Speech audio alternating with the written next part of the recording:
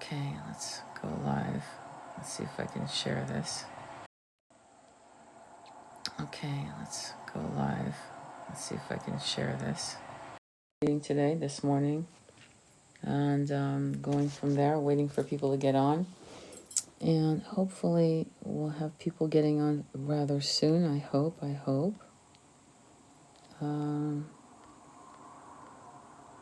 And let me do a quick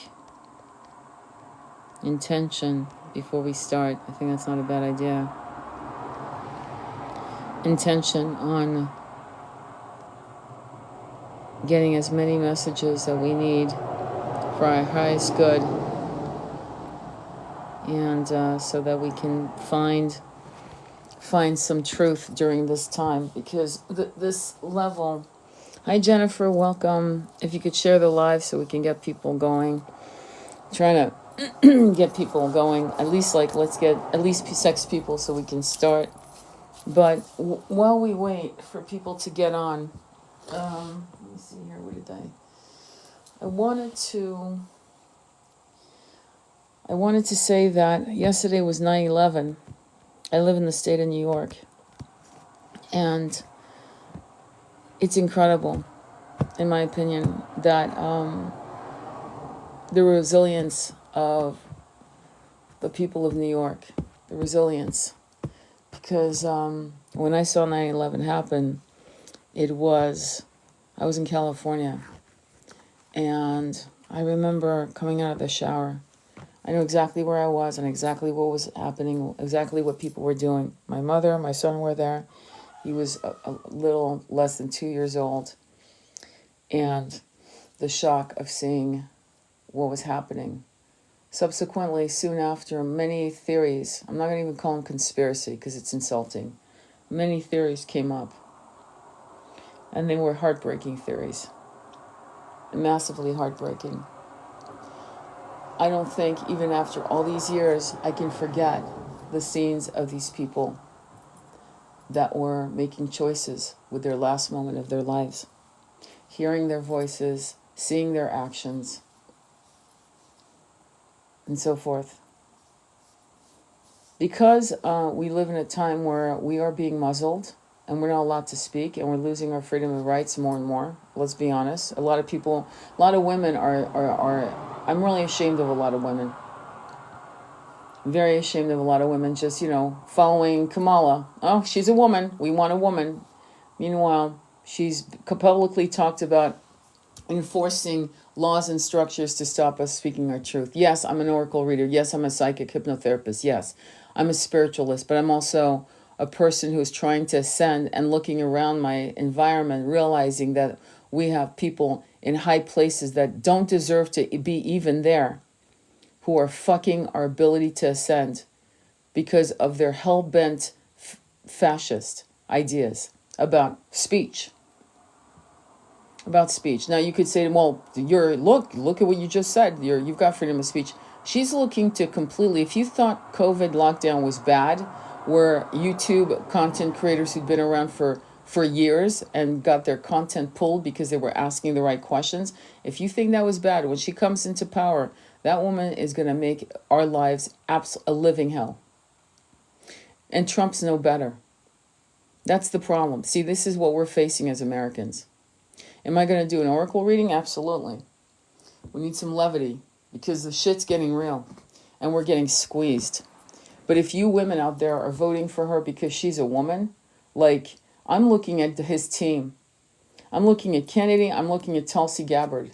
And Tulsi Gabbard left the Democratic Party like I did. I've been voting at Democratic since I was 18. You can tell me shit about the Republicans. Nothing. Now I'm looking at sense. I'm looking at what are we offering? What are we being offered? What are our solutions? How can we do better? Certainly when people are trying not to be homeless. And this one paycheck away from being homeless has been around since the 80s. Don't think the 80s were better. It's one of the nice things about being an elder. I can tell you how the shit was of, 10, 15, 20, 30 years ago. 35, 40 years ago, it was no better. All my friends were living at home. All my friends in their 20s were living at home or renting one house, 5 people renting it, splitting the rent 5 ways or 6 ways. So nothing's changed. It's just that now groceries are off the fucking charts. I remember when I could go and spend $100. This was 1991. I'll never forget that because we were so excited, me and my husband. We were 30, we just turned 30. And we had just bought a new car in LA. And we went to the basic supermarket. We're talking about Safeway, nothing exciting, okay? We spent $100 and we had 8 bags of groceries, 2 weeks of food, and we were so excited. I'll never forget that. 1991. So this is what's really harming us. And you women out there, if you are talking to other women who are just supporting Kamala blindly, like fucking call them out. What's her plan? Because so far, I'm not impressed. By the way, Trump didn't do good on the debate either. But I'm not voting for Trump. I'm voting for Kennedy and Tulsi Gabbard, to be honest. I want those people on there because I feel like these are 2 true patriots. Do they have shadows? Do you have shadows? Do I have shadows? I sure in the fuck do. I do, sadly. None of us walk on water, my friends. So we're going to have to really think about what we want to do. Will I go and do a reading? Yes. But for those of you who actually don't think this matters, and you actually think blindly that voting for a woman who did nothing on Roe versus Wade, do you realize she was in power? She was in power. She's been a vice president for 4 years.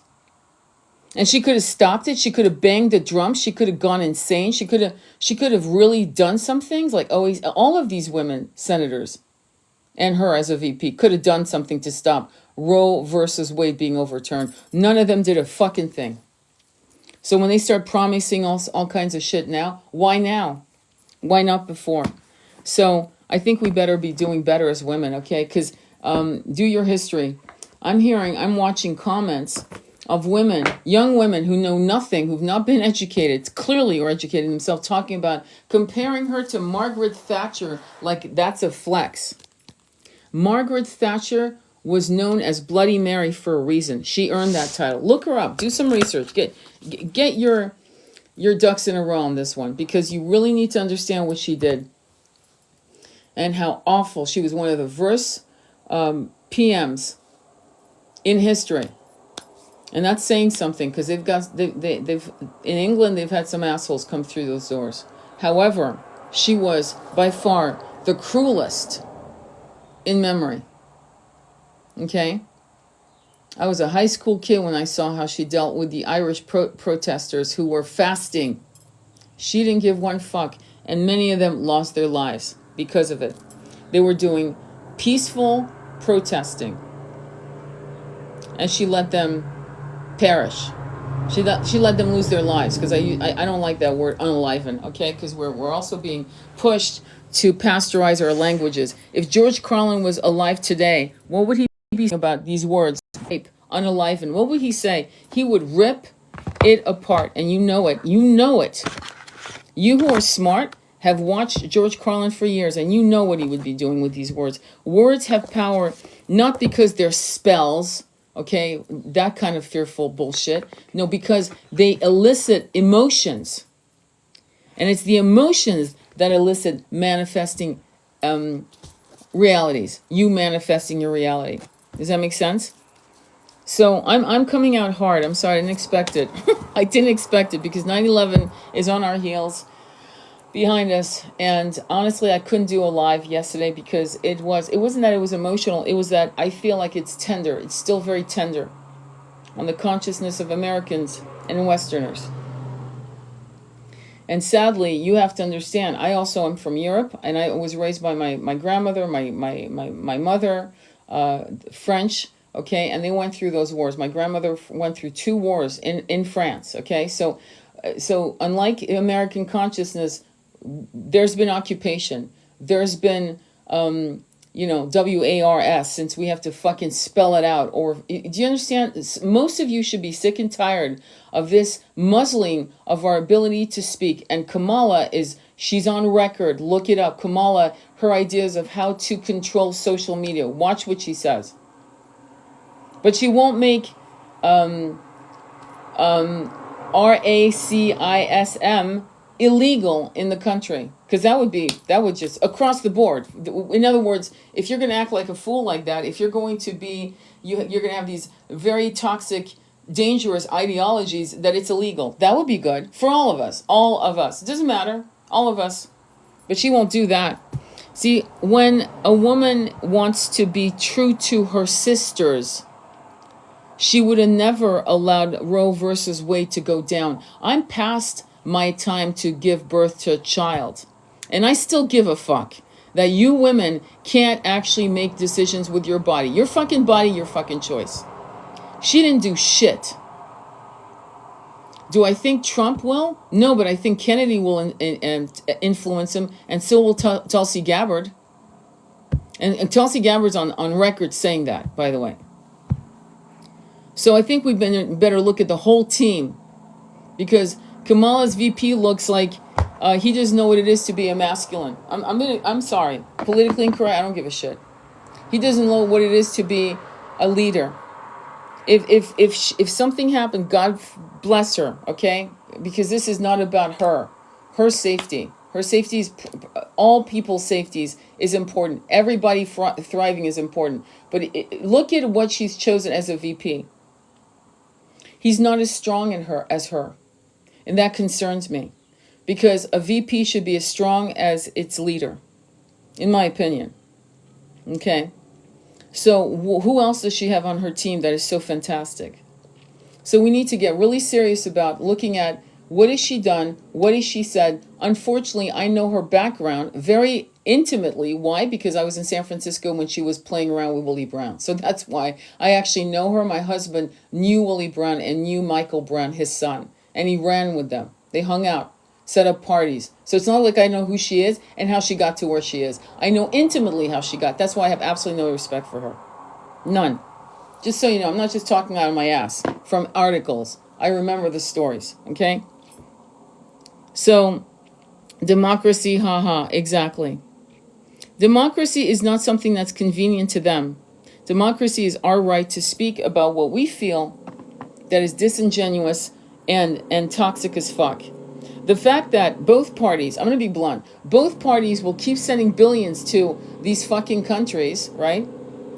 While Ukraine decides to send a drone that decimated the side of a building in Moscow, shit like that, like picking a fight. Remember Braveheart scene? What are you going to do? I'm picking a fight. That's exactly what they're doing. Picking a fight that our sons and daughters will have to pay right here here. We will be asked to sacrifice our sons and daughters for the fuckery of these assholes.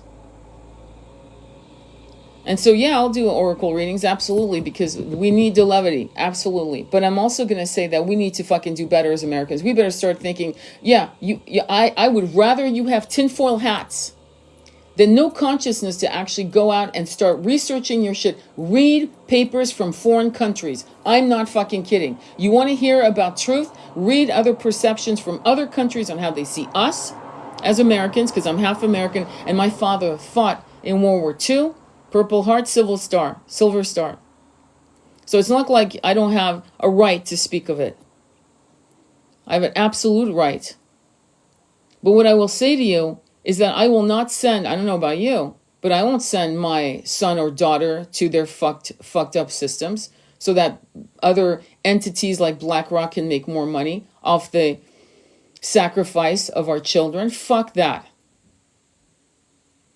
We have Biden and Kamala have shown themselves to be the weakest link in our country. We are more disrespected, and that's saying a lot, than we've ever been before. Look at what they're doing economically. Okay? And it started when Nixon pulled out the gold standard, So, we have a lot to do. And of course, there's comments. True. Thank you. And the fact that we're sending billions of dollars, billions and billions, and I'm talking about billions of dollars. Now, there's a book called Poverty in America, written by a wonderful professor. And he said, if they tax the upper millionaires, meaning upper, let's look at numbers. What does upper mean? I'm going to go with 20 million. Let's just be conservative. 20 million and up. If they tax them appropriately, because you realize, right, that there are millionaires who are paying $48,000 something like that, like an insane sum of money on their taxes, yet they're clocking 100 million a year or more. And somehow they're finding a way to get the tax to the level that you would think is a person making, I don't know, $1 million a year. Let's put it this way. But these upper echelon millionaires don't pay taxes. But so he said this. He said, if we taxed the millionaires accordingly, we will be able to amass $175 billion and disperse it to Americans. He actually said that. He said everyone would be fine. Everyone would be fine. Because they're certainly giving handouts to violent people from other countries.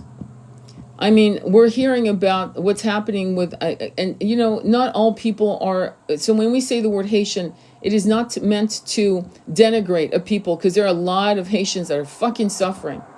Massive, women and children usually, and teenagers suffering massively. But you realize that what they airdropped, I mean, because they had to put them on planes. It's a fucking island. I hope you guys know that, because I know a lot of people don't know their geography, which I can't understand why that's okay. But anyway, you realize they had to put them on a plane to bring them to this country. You get that, right? It's unlike like what happened. There was an island, a very small island off the coast of Sardinia, somewhere like that. I forgot exactly. It's a very tiny little place. And there were a lot of people that came from a part of the other side of the Mediterranean Sea. Do your geography, you'll see. Who literally got on boats and crossed the ocean. It's not a long trip, by the way. And took over this Italian village. Like literally took it over. Okay, it was on video.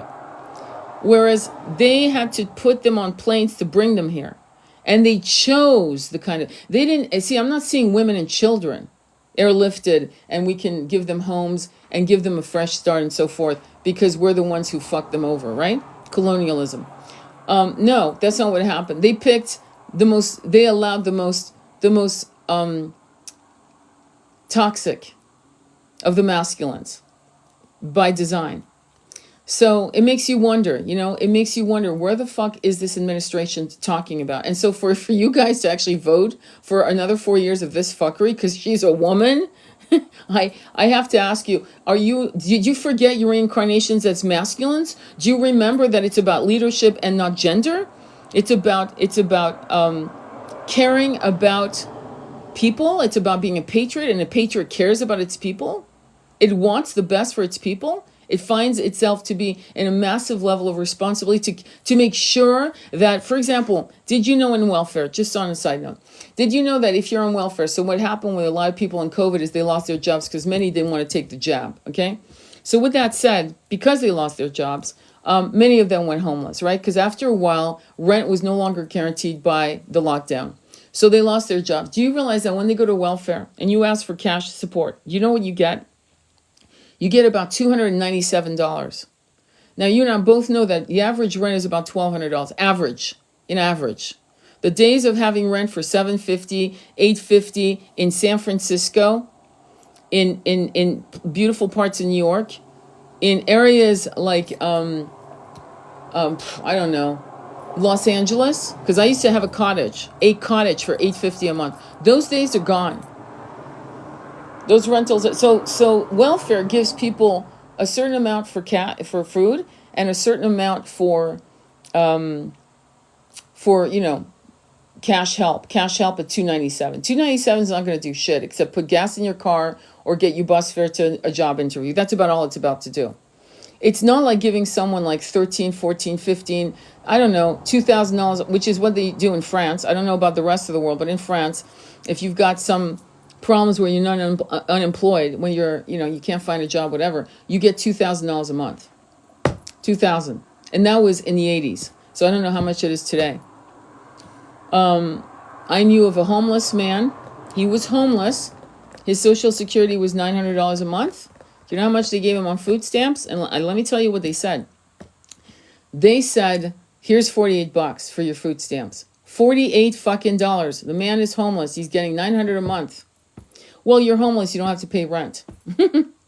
But that means that he can't save money to get off the streets. He can't save money to... Now, you could say, well, they have shelters and they have... No, the shelters are actually more dangerous than being out on your own. This is known. Ask any, if you take your time to talk to a homeless person, which most people don't, but if you sit down for a minute, you don't, and just chat with them for like 5-10 minutes, even that, you'll find out why they're there, and you'll find out how it happened, and you'll find out, the fuckery they're going through with the system. So I'm just done. Good morning for me. Oh, you're so sweet. Thank you. So we have 14 people. Rent is $1,700 in Vegas now. It was $1,000 12 years ago. I feel like fucking crying. Did you hear that? Rent is $1,700 in Vegas now. It was $1,000 12 years ago. And you're lucky, because I'm going to tell you too, if you are a family of 3, 4, 5, okay, and you need at least a 2 or 3 bedroom apartment, the rent is $2,700 in California. I'm not kidding. Okay? It's bullshit. It's massive bullshit. Why do you think Americans are going to Europe? Because they can find a fucking house, a whole ass house, for $1,000. Some of these houses I'm looking at in the south of France, southern Normandy, places like that, are going for $750 a month. $750. And the food, my aunt lives in Paris, and she's complaining about grocery bills, and we had to compare, and I told you need to stop crying, because you're ridiculous. Because you're in Paris, probably the most expensive city, as expensive as London, as expensive as any of those places. And I'm in the middle of the plebs, in the middle of nowhere, and my grocery bill fucking, it's 100% more than yours. I'm massively fucked. So, I'm lucky in that I'm growing zucchini, I'm growing tomatoes, I'm looking to grow more food. But that's ridiculous, right? So if you think the administration is going to bring you back, this current one with Kamala at the helm, no, we should have had Kennedy at the helm. The Democratic Party fucking fucked us, because they should have invited Kennedy on their platform. Why didn't they? Why did he have to go independent, and then, because I was going to vote for him, and then have to join the Trump party? Why was he pushed to that level? Didn't the Democratic Party do its due diligence and give a fuck about us? And they don't. That's why we need a third party.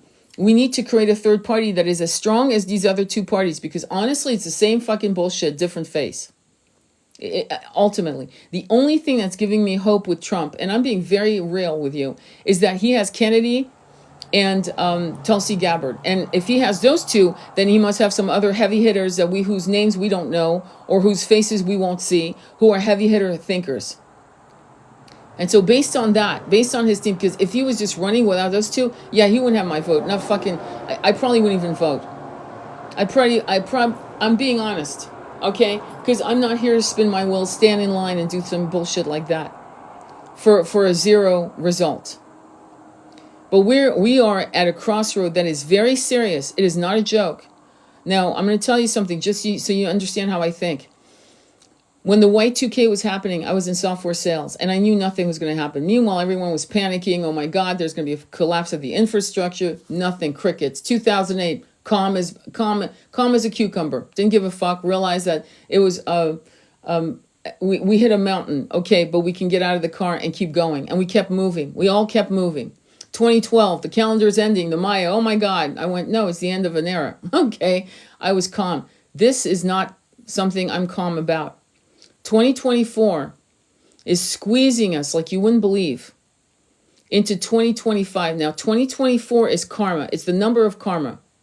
2 + 2 + 4 is karma. It's paying karma. It's handling your karma. It's a fucked up number. I don't know why people, it's my lucky number. Yeah, no, not really, because it's massive karma. 9 is the number of what we have manifested. 9 is God's perfect master number. It's not 11, because that's the muzzle line, and it's really not 22. I don't know why people have this. I don't know, because I've seen it in action for years with my clients, and I see who's actually blessed and who isn't, based on numbers, by the way, on the side note. I'll do a numerology clinic soon, where I'll do you guys' numbers for a small fee, and we'll do that. It's a lot of fun. But you'll understand, so that you can actually overcome your numbers or celebrate your numbers and realize that you were born on a lucky star, whichever. But anyway, moving on. So 8 is fucked. This is why it's been a tough year. It's been a tough year that has been going at a speed of light. I'm shocked at how fast this year has gone. So 9 is the number of co-creation with the universe. And I'm hoping that 9 is going to give us the ability to make massive changes. But we're not going to have, unfortunately, we're not going to have, I'm going to be blunt, we're not going to have the best leadership if we vote with the Republican. Just saying. But we have a fighting chance because of who he's actually brought onto his team, to be blunt. And hopefully, they're very strong personalities. Kennedy and Tulsi Gabbard. Tulsi Gabbard doesn't take shit. You should watch how she ate Kamala up in a debate. Fuck it, ate her ass up. Taught her that the sun rose in the east. Taught her the basic fucking math. Tulsi Gabbard is a powerful woman.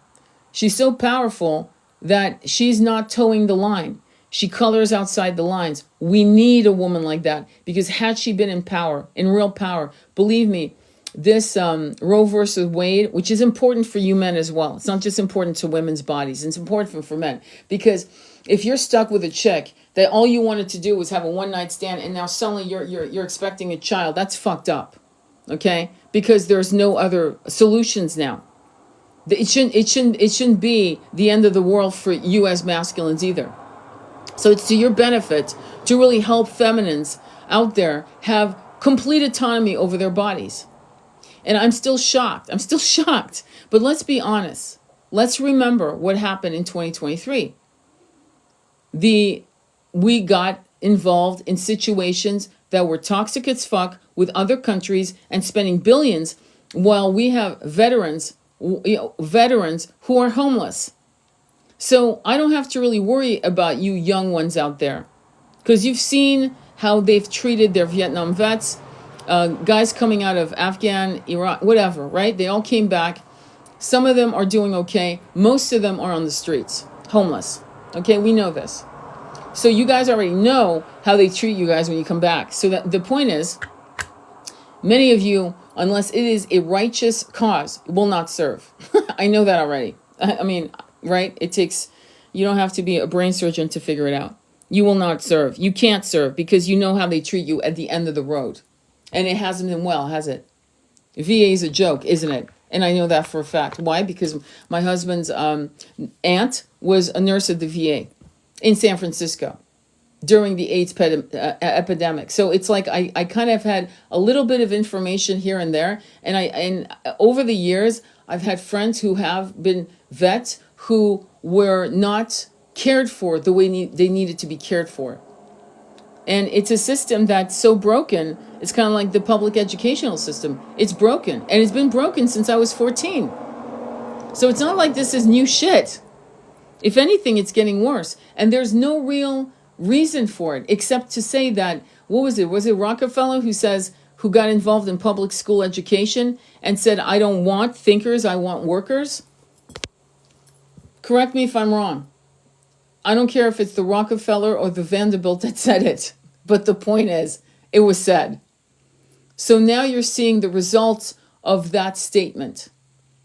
We have people in power that have no right to be in power. And the sad thing, and my job as a spiritualist, is to take you guys, many of you are timid. You're fucking timid.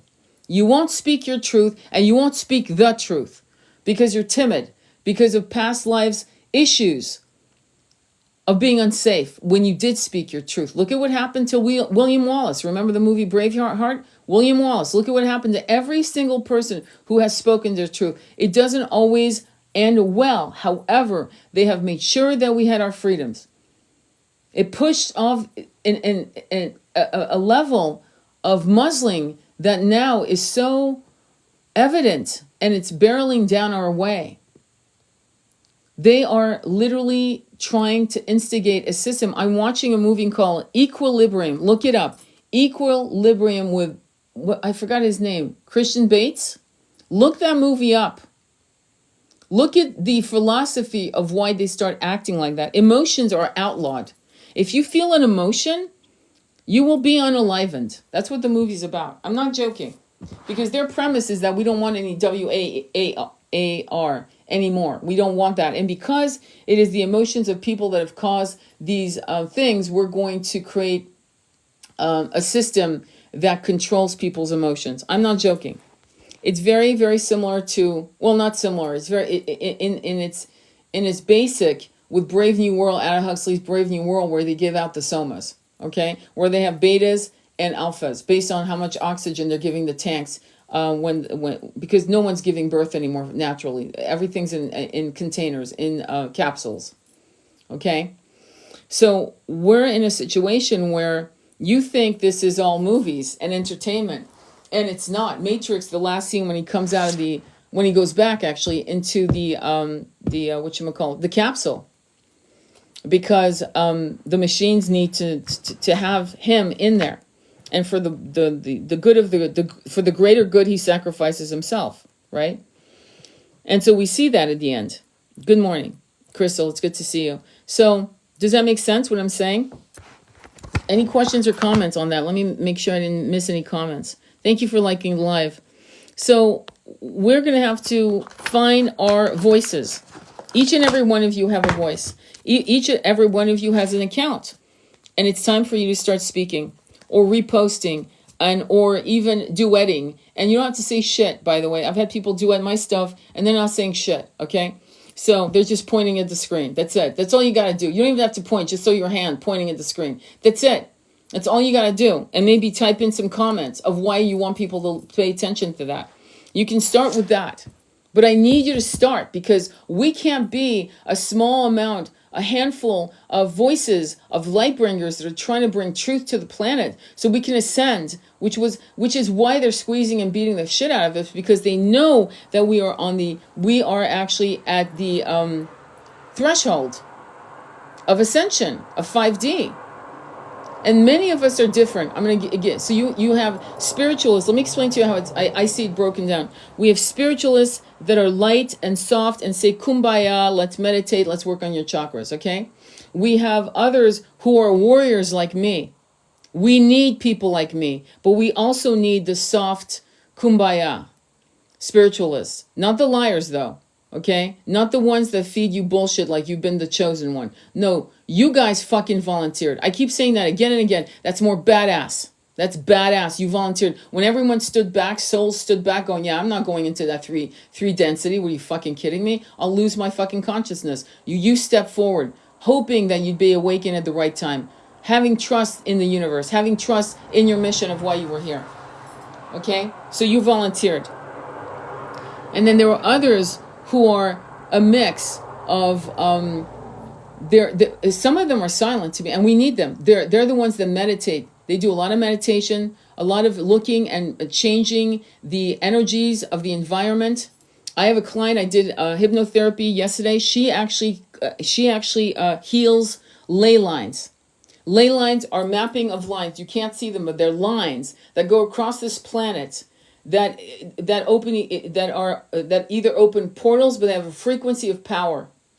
So there are certain parts of the world that have very heavy ley lines, and they connect with ancient structures that we may not even see anymore because they have been buried or they're no longer there because they eroded over time, but the ley lines are there.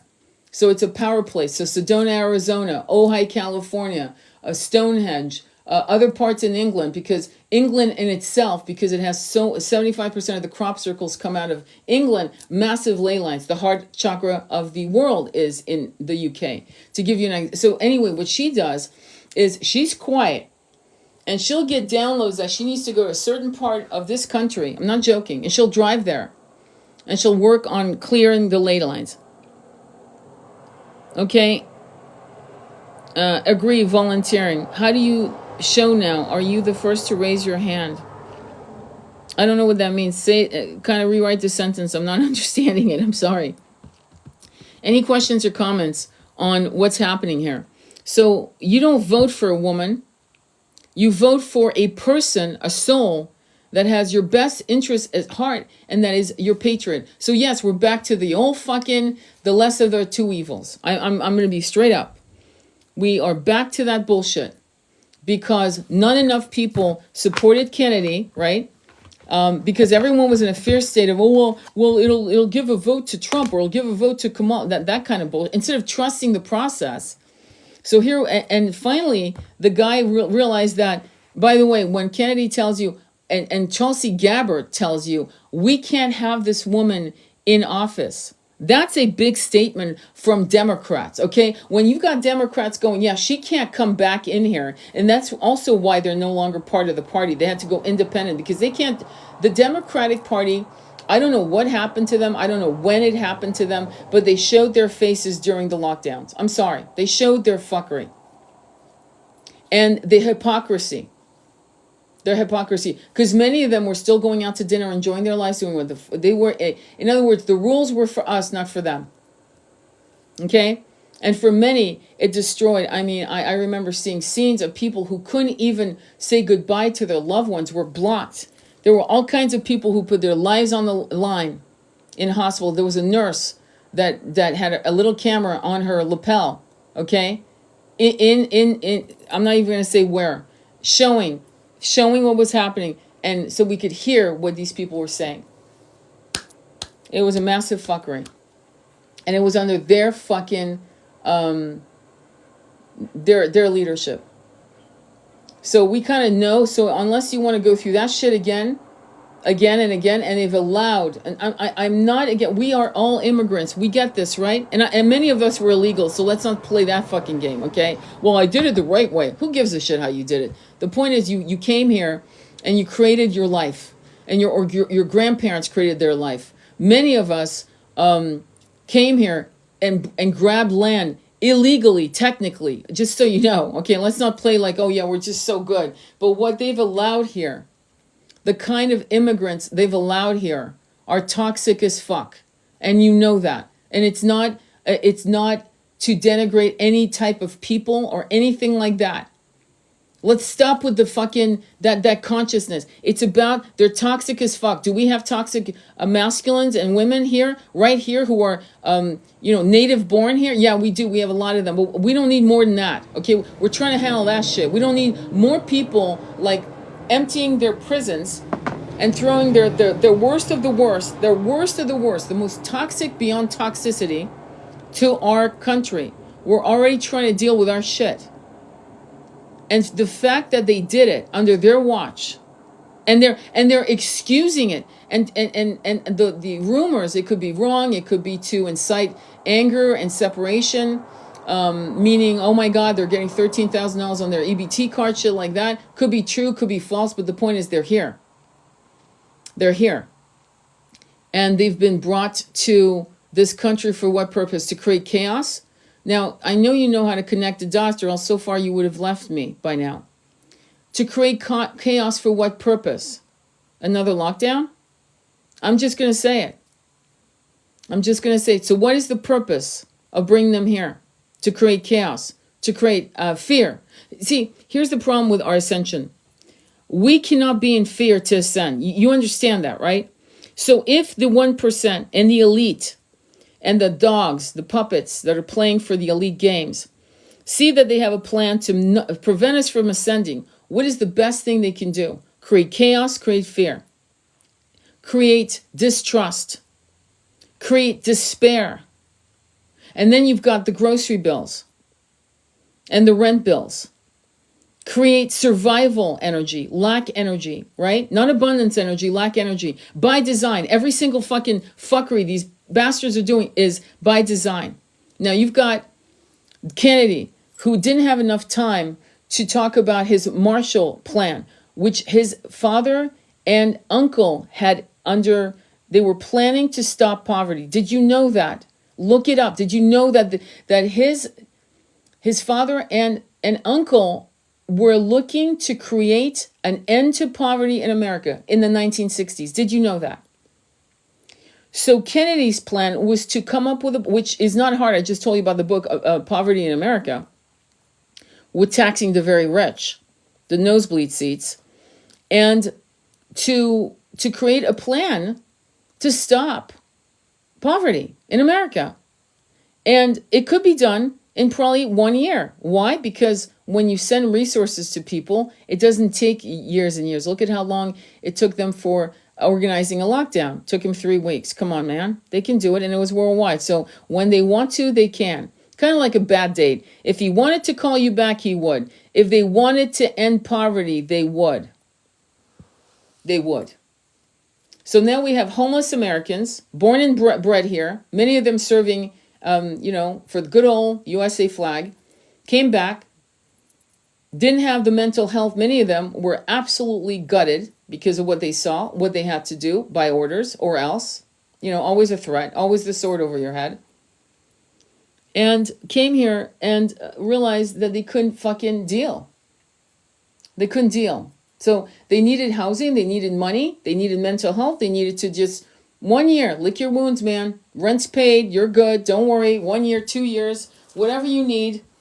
I would put a cap of 5 years, personally me, but because why not? And let them just figure it out. Bring themselves back to their center. See, that's a spiritual way. Taking long walks in the woods. If I was a therapist, I would tell people, you got to take long walks in the woods. Nature is going to heal you, my friend. My wounded brother. Go to nature. There's a video I did a long time ago. You should look it up, but I'm going to tell you the story. Even the ancient fucking people had sense. Let me explain the story. You're going to love this story because it's very spiritual. So in the ancient world, in Europe, they had temples. They had high priestess temples. And fallen warriors would come to that temple. Everyone knew that, okay? This was a protocol. They would come to that temple, and the first thing these women would do is fix the wounds, sew up gashes and clean their wounds and broken bones, and they would help them heal and feed them, spoon feed them, and so forth. The second thing they would do is take the warriors on walks so the warrior could talk about what he had seen, what he had done, what he could not forgive himself of doing. And he would rail and weep and rage at the wind. And they would walk and walk for days and days and weeks until the warrior had purged his demons. And then the last thing these priestesses would do is make love to these warriors. Yes, make love to them. Bring them back to their center and their root chakra. Adore their body. And then the last thing they would do is send them back out to their families, their wives, their children. Unbroken, fixed, healed, recharged. We had more sense in the ancient world than we do now. That's my point. So when you weave political discussion with spirituality, do you see? It isn't very hard, is it? It's very, very easy, isn't it? To weave in and out of spirituality and politics and infrastructures and fuckeries from the leaders we have now. It's very easy, isn't it?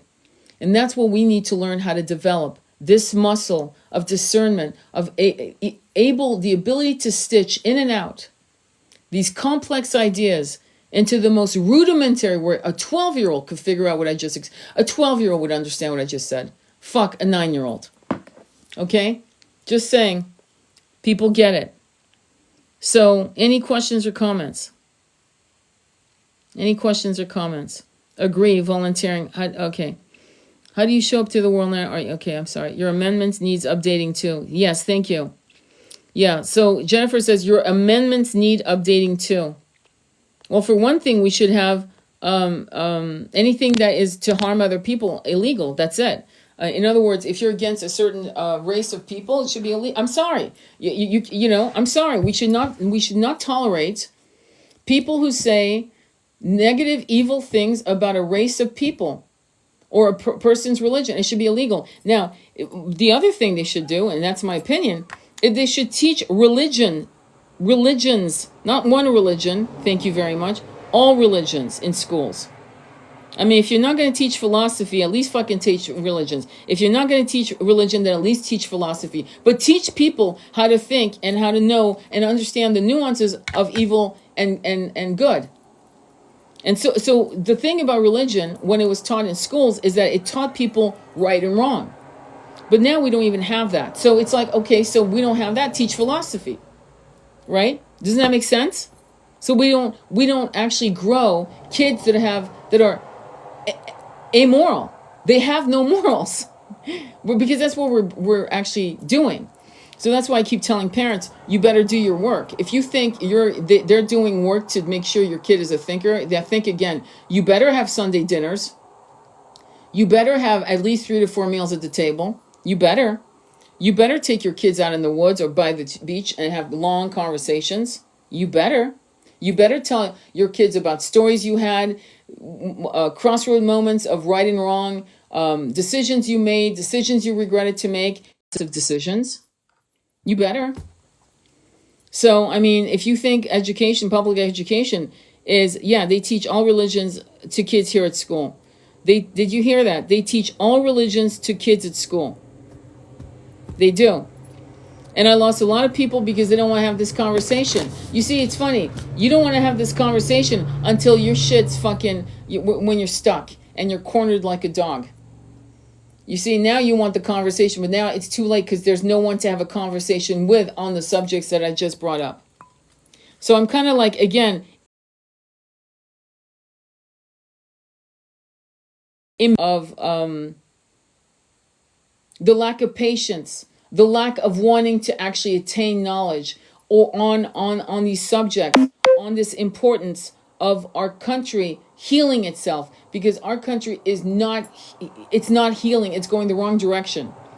Okay, if you had a friend or a beloved that was on an addiction, on taking something that was illegal, right? And was going down the wrong direction, you'd stop them. You would at least try to stop them. You would at least try to get them some help. Well, meanwhile, guess what? No one's fucking helping us. And when people say, well, I was talking to a woman at a cashier, I talk about shit like that all the time. She was saying, would you like to donate to the Red Cross? I said, no. Red Cross, oh, hell no. Oh, fuck no. No, never. But because having been on this planet for a long time, I've tried to do fundraisers for like places in Africa, like in Zaire when they had the Ebola in 1990. I think it was, I'm trying to remember, I think it was 96 or 94. I don't remember the year. But it was around those two, 94 to 96, Ebola in Zaire. And contacting these MFers. And them saying, well, I know they need well, so if they need something, they need to contact us. Do you know what they needed? It was an LA Times article. They needed a generator because the generator kept going down. People were losing, dropping their bodies left and right. Ebola is a very, very serious disease. It's frightening. And you can look up what it does to people. And you'll realize why I'm saying that. And they were losing power to make phone calls, to get medicines, to do whatever they needed to do because they couldn't make phone calls out. Again, 90s, no cell phones. And the Red, Cross wouldn't step up, would not step up. They have to call us and let us know they need this generator. No, but it's in the LA article, but it's everywhere and you can reach them directly. And again, very few people had emails. Very few people had things like that. Do you understand? So, yeah, there's certain like nonprofit, charities that I veer away so fast. You have no idea. None. I will not donate a fucking not even a penny. But so we went into this conversation, me and this cashier, and suddenly we're talking about how her and I are both fucking feeding the homeless. I'm not joking. I go and see someone who's homeless and I'll go get them water. I'll find out what kind of, if they're vegetarian or if they eat meat. And then I'll go in and I'll get them a sandwich and this and that. And if I have it, $20. If I don't, if I have like $5, whatever the fuck I have in my wallet, whatever I can actually spare, that is not going to put me in a bad situation either. But we have become the charities. We, all of us who are donating food, sitting and saying, hey, what do you want? Oh, you want 3 hot dogs? Okay. And you pay for that right on the spot and you have the vendor giving the hot dogs to the homeless person so they can eat. And you watch them eating it like they haven't eaten in like 3 or 4 days. When you eat that fast, it makes me cry. This is America, my friends. Is this America? Is this the America we want? Are we going to vote for a woman instead of vote for consciousness? Yes, unfortunately, we have to vote for the lesser of 2 evils. And that's why it breaks my heart to tell you that I have to vote for who Kennedy and Tulsi Gabbard have decided to support.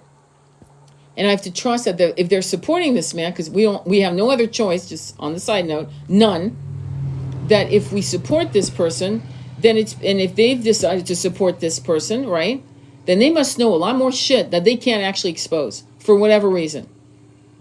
Maybe it would put them in harm's way. Just saying. We saw how the Clintons fucking did business, remember? If you remember. Red Cross is the biggest evil. They get free blood and sell it for profit. Yeah, I wouldn't give them a pint, much less a fucking drop. So I get it. I say so as well. No, they're the biggest hustlers. They'll go. I remember they came to my job once when I was working at a bank, and I was like, yeah, no, not happening. You're asking the wrong girl. And the sad part is we live in a place where people have to sell their blood. But let's not go into, oh my God, I could just go on and on. It's interesting how they can take and profit from our bodies, but we can't take and profit ourselves. Like when a woman gives birth in the hospital and she can't sell her placenta to the hospital. But they can take it and sell it. Okay, that's okay. That's okay. But she could be a single mother of two, having her last baby, we hope, because because if she doesn't want to have a fourth baby or fifth baby, she can't, because we got these incredibly medieval laws. But okay, she can't sell her placenta to give her, like, I don't know, $40,000-$50,000 in her account, but she can sell her eggs. Isn't that interesting? So we have to demand massive changes. Every woman in a hospital who gives birth, who releases her placenta in the hospital, clearly she is, because she's going to be in the hospital, should be able to sell it. She should be able to get a fucking check from the hospital on her way out with her baby. Does that sound crazy to you? I want to hear comments. Do you think that's a crazy idea? Because they're certainly taking it and selling it. What are your thoughts on that? Do you think it's okay for any of us to give away something that is like basically gold?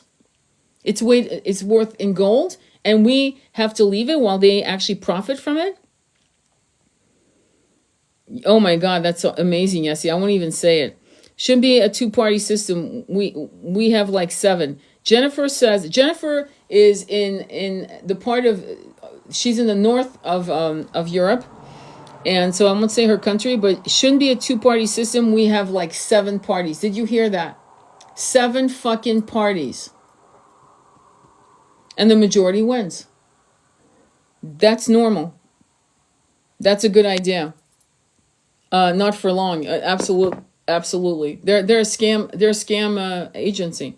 Does anybody have any comments on the placenta? How would you like it if every woman who gave birth could sell her placenta for, like, I don't know, 40 to 50,000, giving her wealth, giving her the ability to buy herself a house? Wow, what an idea. Or to, I don't know, take a year off, or to travel, or to move her kids out of the country, to a country where socialized services like healthcare is free. And if you're a cash paying person, it's $30 for a procedure that would cost you here like $600-$700. So I'm just going to, we're going to move on. And they cooperate with each other. That's beautiful. Well, because they're true patriots. Patriots cooperate with each other. See, when you have parties who think they're actually enemies of each other, that's scary. That's actually scary. She should be able to, on the placenta question, she made it. Exactly. She should be able to. So, I mean, to me, that should be protocol. You're getting a check as you walk out that door. You've sold your placenta, and you're good to go. See, that's why when I say poverty is by design, I'm not kidding. I mean, quite literally. Poverty is by design. There's no reason for it. Not under any circumstances is it acceptable for us to have one American homeless in this country. Not one. Land of the free. Not one. It should not be happening. We need to do better, my friends, because we are right now being watched by the rest of the world, and they do not respect us. I'll tell you that right now. There's actually contempt. And you know it. I hope you know it. And it's sad. Because it means that people like my father, who fought in the war, World War II, okay, did it for nothing. It's not a flex. Oh, we rescued France. They rescued you when you built America. Did you know that? Most Americans don't know that. The history of this country, Marquis de Lafayette begged Louis the 16th. You know Louis the 16th? Please know your history. Please, I'm begging you. Louis the 16th was the last king of France because America was bankrolled by France. Bankrolled. Which then there was such a famine in France because of it. Because, you know, let him eat cake mentality, like kind of like Kamala, let him eat cake. You know what's happening in Gaza. Oh, well, you know, I support the white and blue flag no matter what. No matter what. Oh, okay, no matter what. Okay, no matter what. So it's okay to lose that many children. Okay, no matter what. Meanwhile, we have kids right here, right in this country, starving. And I know this. Why? Because I had a French friend, who got her American citizenship and decided to be an art professor in schools in the ghettos of Los Angeles. And she would go to Costco and buy, 6 weeks worth of food. I'm not joking. Like, you know, those lunch boxes, those boxes, whatever, these little things, these little containers with the ham and the cheese and the crackers and the things and that. Okay, she would get things like that. She would spend $500-$600. I kid you not, because she has a heart. Because they wouldn't have the lunch program, the breakfast program and the lunch program would not start. It would take 6 weeks before it would kick in. So school started, right? You would think they would have had all the lunch programs all set up, but no. Why? By design, obviously. Like, they don't know what they need every year. Like, what the fuck is that about? But anyway, so, and then she would say that all her students, they were all teenagers. She was teaching high school art, and would come in starving. They hadn't eaten since the day before because their parents had no money. And this was the class they knew they could get food from her. Mrs. C had food. Okay? That's what teachers, and was she able to write it off on her taxes? Fuck no. No, not at all. And this was happening, just so you know, in the early 2000s, so 2005, 2006, just so you know. I can't even imagine what's happening now. And by the way, on the side note, what happened to her? A good teacher, right? She ended up going to a very expensive elite. When I say expensive, it's not a private school. It's a charter school in Pacific Palisades. I used to go there when I was a kid. And that's where she went because she didn't want to do this anymore. She didn't want to see it anymore. She didn't want to do it anymore. And she saw that it was by design. So these kids, can you imagine walking into class? You're expected to learn, and you will not have breakfast or lunch because your parents are broke. You will not have any food, maybe even that night when you go home. You're expected to do your homework under an empty belly. Like I said, they don't even give a shit about us, much less those people on the other side of this country. They don't care. And so when you think this woman, see, it's two kinds of women. There is the nurturing, motherly, feminine energy, which many of us are. We are incredibly generous. Many of us are overgivers. Kamala is not an overgiver, not at all. I wouldn't vote for her if you paid me $100,000. Why? Because it's not worth the karma, my friends. I wouldn't do it for money because it's not worth the karma. Because I would have to pay it on the other side, and I'm not going to pay that kind of karma. So that should tell you something. And as for Trump, it's the lesser of two evils, only because Tulsi Gabbard and Kennedy aren't on his side. If he didn't have those two people on his corner, I would not vote. I actually wouldn't vote. I'm being absolutely right on the mark. I would not. And I need you guys to really wake up and stop being this feminine bullshit.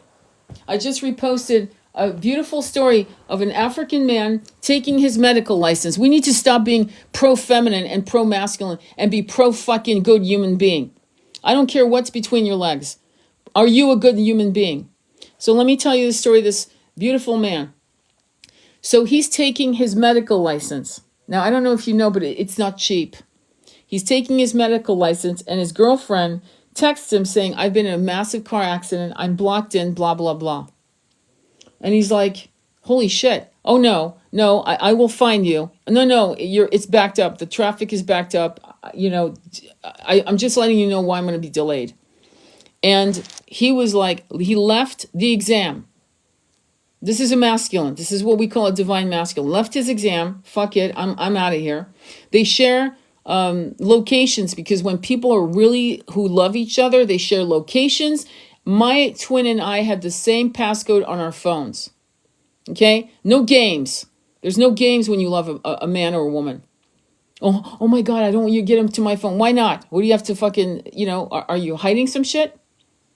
It's a normal.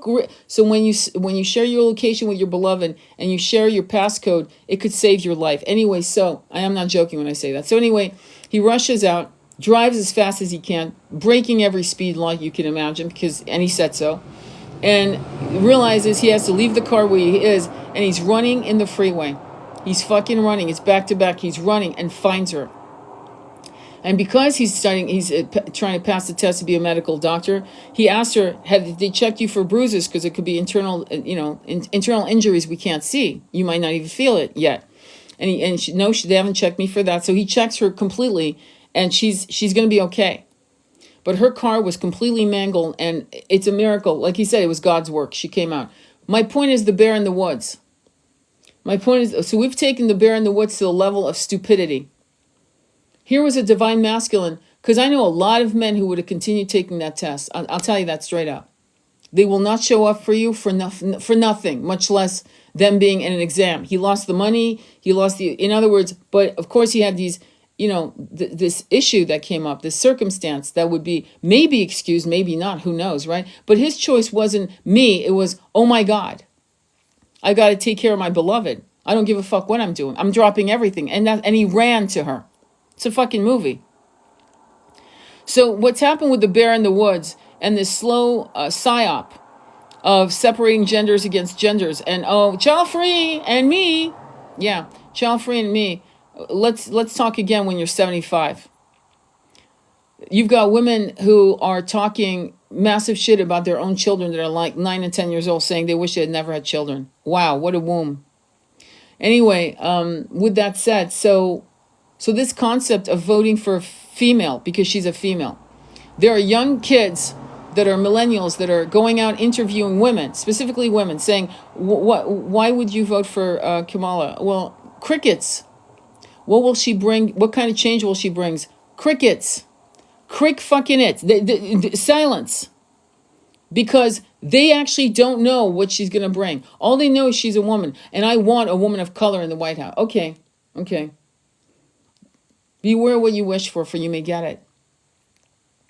It's very, very dangerous, this gender bashing. Now, are there incredibly massive toxic males in numbers that are unprecedented? I don't know about unprecedented, but I would say yes. There is. The root chakra is completely fucked.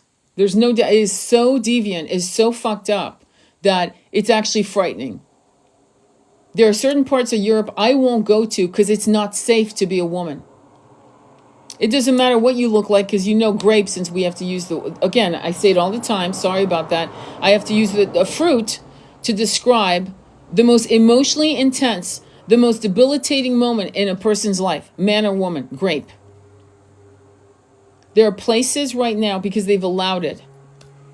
Because see, it didn't empty places where women feel unsafe with their children. Places in what we call third world countries, by design, by the way. Thank you, World Bank, for your great work. Thank you for all your investments to fuck these countries out of their autonomy. That's on a side note. No,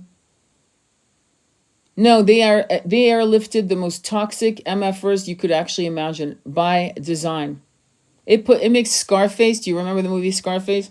He looks like a fucking Peter Pan compared to these MFers coming in. By design, to create chaos, to create what I already said. So any questions or comments?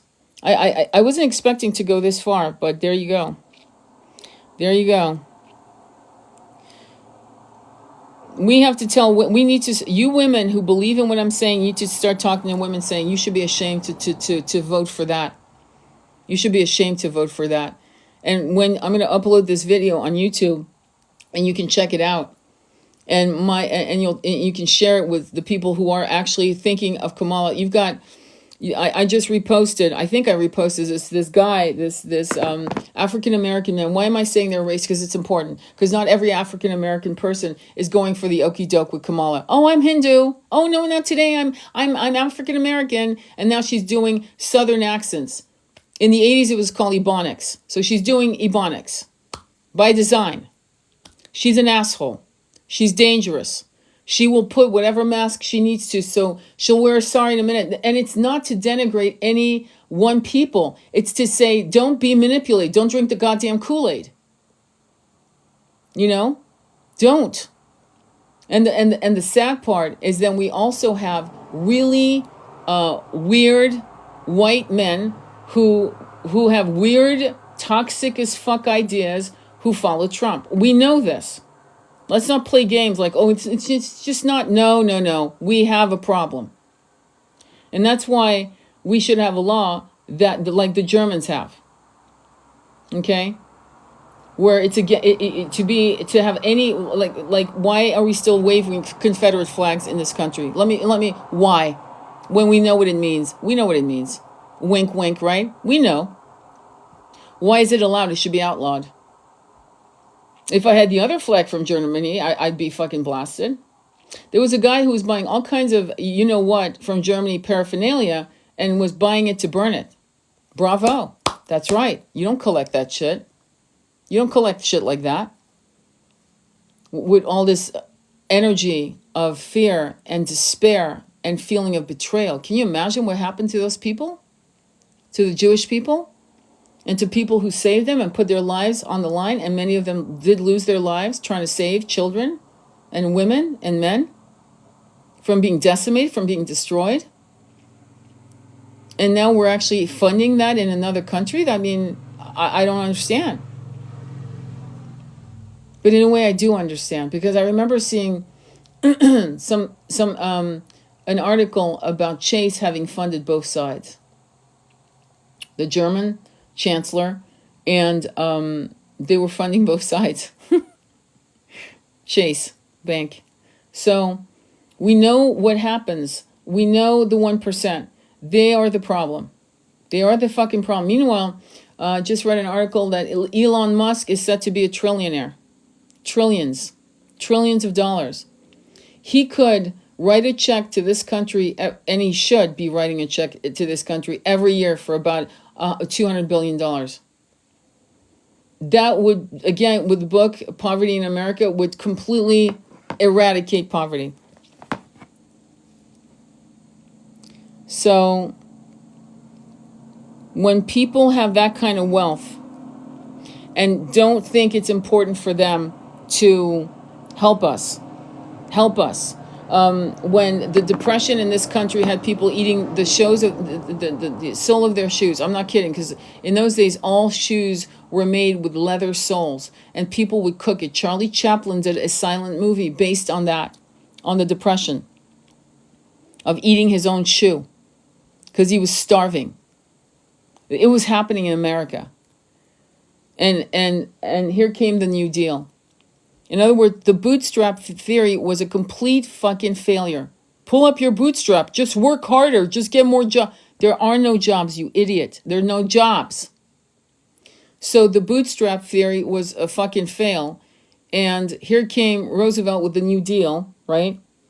And it fucking saved this country. It gave every American a job.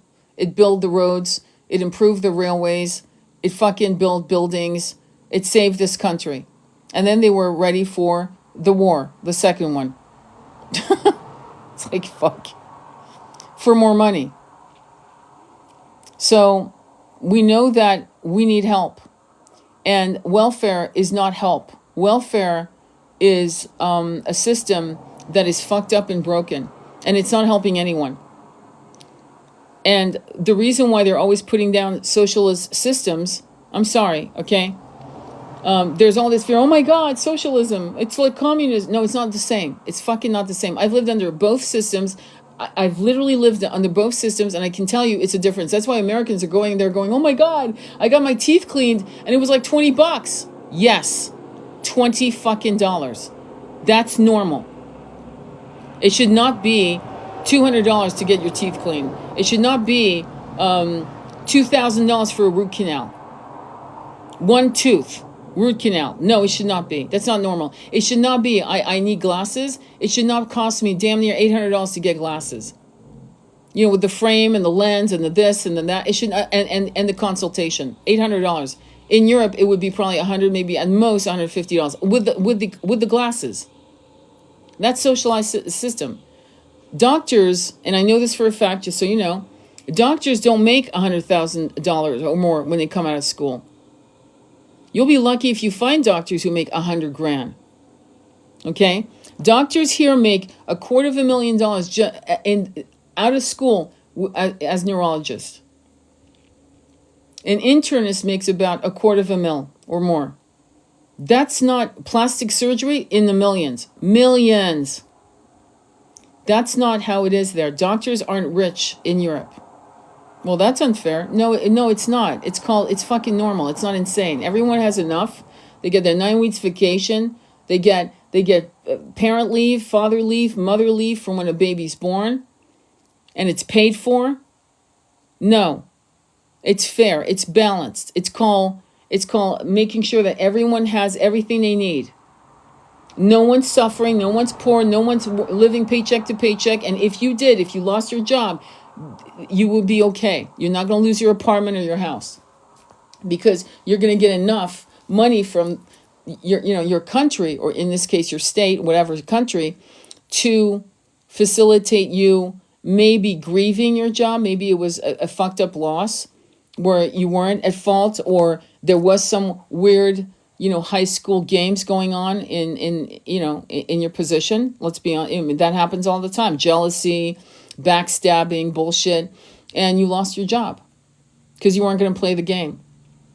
And now suddenly you're faced with, oh my God, what am I going to do? Well, the governments and those systems, you don't have to worry.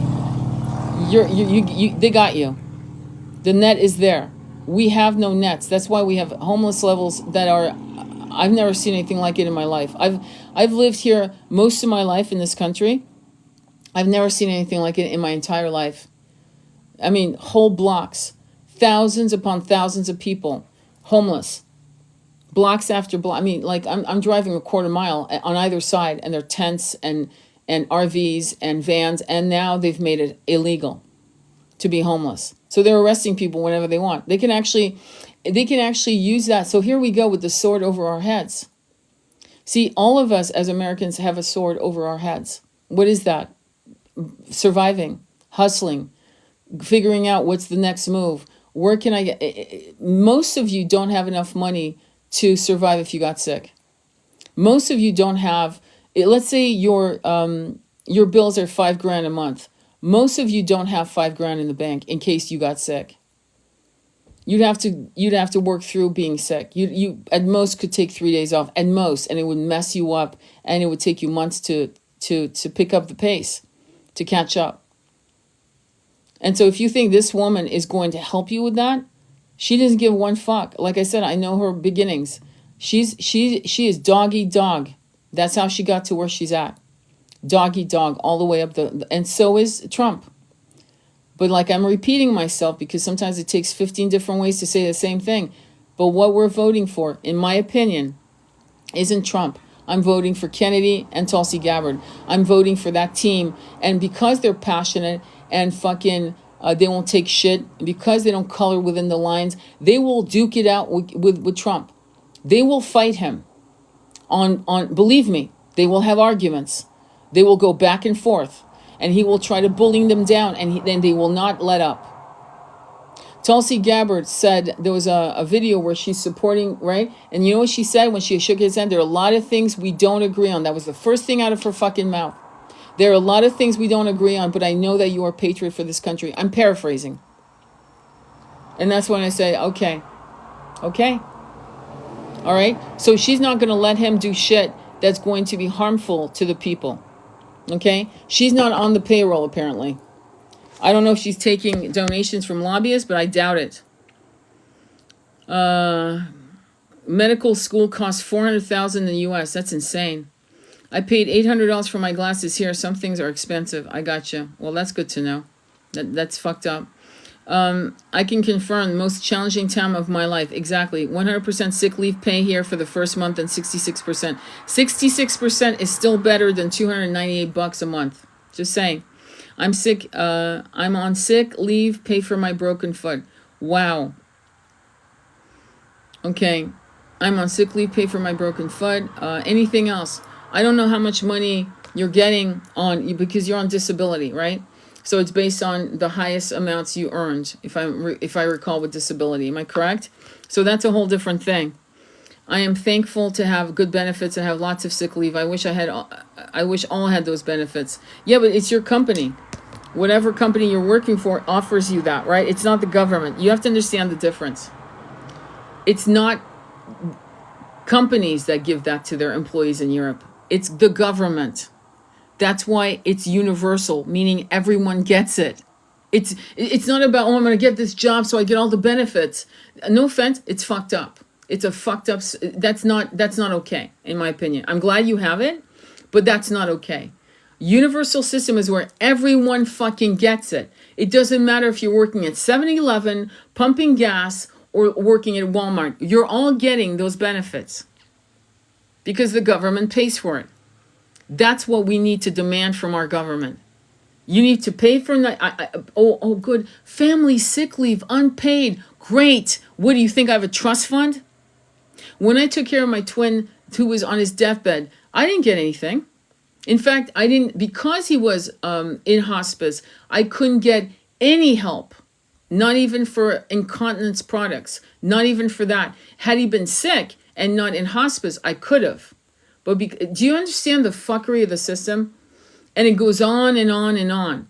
And what it does is it dilutes the energy of a spirit soul looking to ascend. In other words, many of you are meditating, working on your chakras, chanting, manifesting, working on 369, reading esoteric books, trying to read esoteric books, but then you get slammed by a bill or a threat that they're going to cut you off on this, that, and the other, or something else is going to happen. Because you're not making enough. Not because you're not making enough, but because everything is way too jacked up in price. And so there are people, I remember seeing this beautiful little girl. She was so sweet. And she was crying on the couch. It was on TikTok. Crying, saying, I ran out of food. I have 5 days. And I'm going to get, she wasn't asking for money on the side note. She wasn't one of those people asking for money. She just was saying, I can't do this for much longer. And she said, I took my last 20 buy cat food for my cats. I have no money. And I'm starving. And she was crying, going, and I'm working, what was she working? 2 jobs, looking on a 3rd job. This was a young, blonde-haired little girl that was probably 24, 25, who should not be going through this. Who should not be going through it. Had her own apartment, her own little studio apartment, and wasn't begging for, here's my cash up. She was not asking for money. She was not asking for handouts. Which is not, I don't go against that either. Had she asked, I probably would send her $5. Because $5 adds up to, you can get $200-300. And that would have helped her. But my point is, this is not okay for young people to have to work 2 to 3 jobs. That is not okay. I don't care if you did it. I really don't care if you're an elder and you did it. I don't give a shit. That wasn't good either. Just because you did it doesn't mean it needs to continue. Because if you think that way, then there's something wrong with your head. And you have to understand that we have to improve things for our new generation, not make it worse. And to be honest with you, it's getting worse. It's actually getting worse. Yes, and I don't qualify for family leave because I haven't been here for a year. It's a terrible system. This is just pushing me to work for myself. Absolutely. I'm a government employee with the county that I live in. I got you. That's why. Let me see. No, that's not good. I'm sorry. You have it like this. It isn't. You deserve, and you guys as Americans, you need to decide, because what's beautiful about social media is until social media came up and Americans were moving to other countries. Okay. Because you had to hear it from Americans. There was one of my first post that I saw that I really started realizing that I wasn't crazy when I was saying that there were systems in Europe. They're still fucking jacked up, but there were systems in Europe that were still kinder to its people. And I realized that when I saw this girl jumping in a swimming pool and the caption said, I had depression. I thought I had depression, but it wasn't depression. It was America. Once I left America, my depression left. Wow. Do you get Amazon delivery at your door? No, but you know what? You don't need it. I was having, I'm bad, okay? I shouldn't be having that. Yesterday I was having a donut. It was a apple fritter. And I was thinking to myself, I was driving eating it because I was starving. I hadn't eaten all day. I thought to myself, holy fuck. In France, I would have an éclair. I would have the most incredible, delicious dessert made with all these beautiful ingredients. And none of them would be GMO. And none of it would be fucked up. There would be no corn syrup. God knows this fucking donut probably has corn syrup. And I was thinking all these thoughts as I was eating it. Not a good way to eat food, by the way. It's very bad. And it wasn't the food that was bad. It was my consciousness that was bad as I was eating it. But my point is, I was listening to myself going, holy fuck. Yeah. And then I thought of all the Amazon. I wouldn't need Amazon. There's a lot of things we buy that we really don't need. There are a lot of things that we buy because we're bored, like movies. You know, like we'll get a Amazon, fucking buy a movie like the movie I told you about. You really guys have to see it. It's called Equilibrium. Please see it. It's fucking horrible, and it goes above Handmaid's Tale, way above. It's because it's different. It's about everyone's fucked over because if you feel, you're considered an enemy of the state. If you feel anything, I'm not joking. Watch the movie. And as you know, I want you guys. Your homework this weekend is to watch Hollywood Decoded on Gaia.com.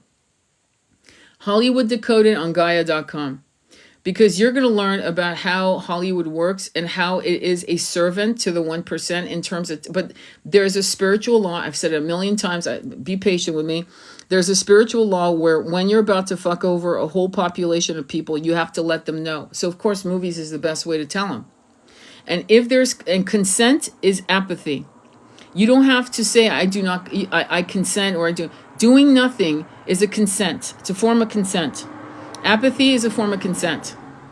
Not voting is a form of consent, right? And so me saying, if Trump didn't have Kennedy and Tulsi Gabbard on his team and I wouldn't vote, yeah, that would be a form of, I don't know, I don't give a fuck. I'm just going to let the dice roll where it goes because I'm done. But because he has these two people on his team, I have to hope and pray to God that the lesser of two evil is going to be, well, he's going to duke it out at the boardroom when Tulsi thinks he's doing something unfair or fucking insane, right? To us. So I know for a fact that it's going to be a very volatile administration only because these people aren't going to take his shit. Whereas with Kamala, oh yeah, they're a bunch of lapdogs. They're all kissing her ass. They're all, she looks like a robot with her laughing, her fake laughs. So the movie Equilibrium is about how a leadership system has decided that emotions, art, one of the first scenes you see is the Mona Lisa being burned. They found it and it's hidden under floorboards. I'm just going to tell you the opening scene. And they burn it. Can you imagine? And so art, all literature, all poetry is hunted down to be burnt because it elicits emotions. That's what the movie's about. And I want you to see it because this is basically what Kamala is doing.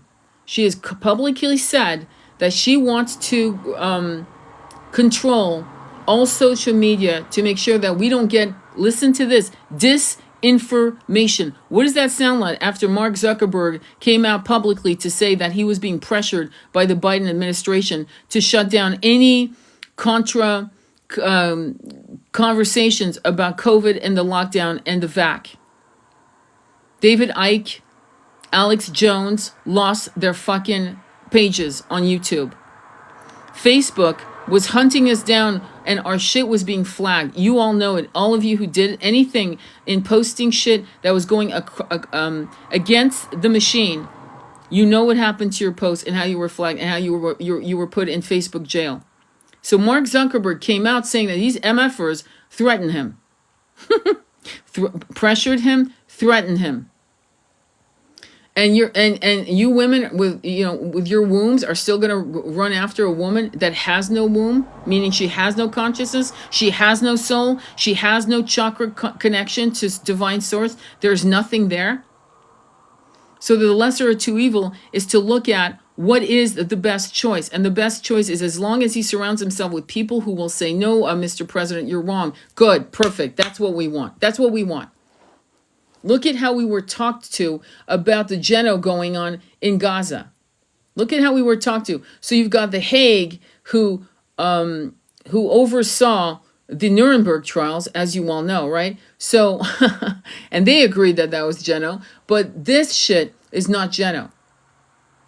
And the Hague is now saying, yes, this is geno. You've got to do this. You've got to do that.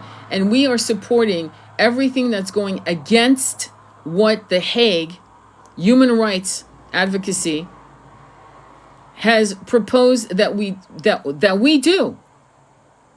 And your tax dollars, your taxes that they're milking out of you is going towards that, instead of that money going to your to people, to other Americans who are suffering, massively suffering, massive. They're suffering in mass.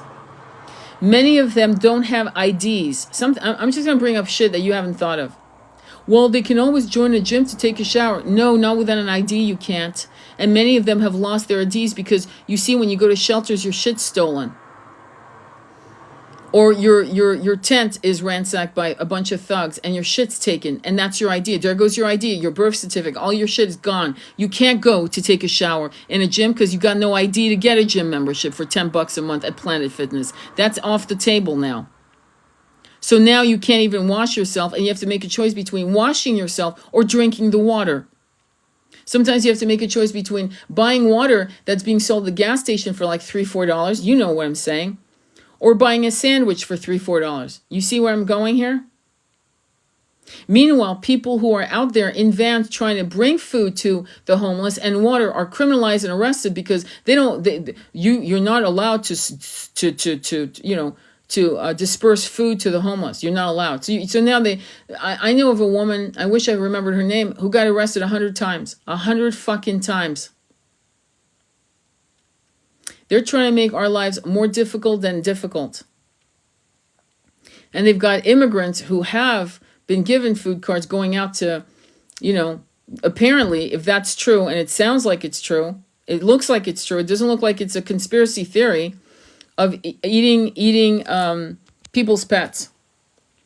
Why? I don't even understand that. All I can say, it's cultural. It's a lack of understanding, right? And so imagine Lord of the Flies multiplied by fucking millions of people. That's what we're facing. And that's scary. If you're not scared, then I don't know. If you think Kamala's going to do a shit about it, all she's going to do is, I'm afraid of what she's going to do. I see that movie, very interesting. Please see it, it's horrible. The movie she's referring to is Equilibrium. That's the movie with Christian Bale, am I correct? Yeah. Good evening, my love. They can't get new IDs. No, they can't. No, they can't. They cannot get new IDs. No, they can't. I know for a fact that up in New York, upstate New York, and I'm not going to tell you why on a live, but I'll tell you privately, is somebody that is, and this was across the board, because I was talking to people who actually volunteer their lives to help homeless people and vets and making sure they have blankets and food. They are spending winters out here in the snow. It gets down to -9 degrees here. And some people don't survive, as you can, obviously, right? But they can't get IDs. And they try to help with social services, but social services will hang up on them, not help. They don't give a fuck. I'm not joking. I'm being real.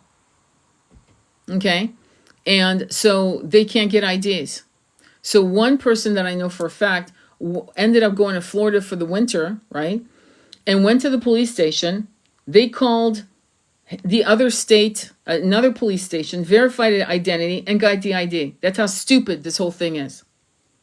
It's like me calling, there's an old joke by Fernand Reynaud. It was a very famous joke. It was called, anyway, in the old days in France, you would have voice, you would go to a phone station and they would have what they call phone boxes, right? Where you would go into a little closet. It looked like a little closet and had a phone. So you would go up to the operator and say, I need to make a call to New York, or I need to make a call to Ghana, Africa, or Hong Kong. And you would pay the fee of what it was going to be. You would say, well, I'm probably going to need 20 minutes. Okay, you need to pay me that. And they would say, go to box 6. And you would go to box 6, pick up the phone, and it would connect you to the phone number you had just paid to connect to. That's how you would make long distance calls in the 1960s and 70s in France. And so there's a famous story of this man just wanting to make a fucking local call. And so he actually goes there to make the local call.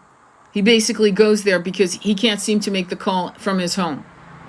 So it's like the level of stupid that we have for even getting IDs, because ID, we all get thumbprinted, right? When you get your ID in America, at least, you get thumbprinted. It's a matter of just scanning the thumbprint and fucking looking it up.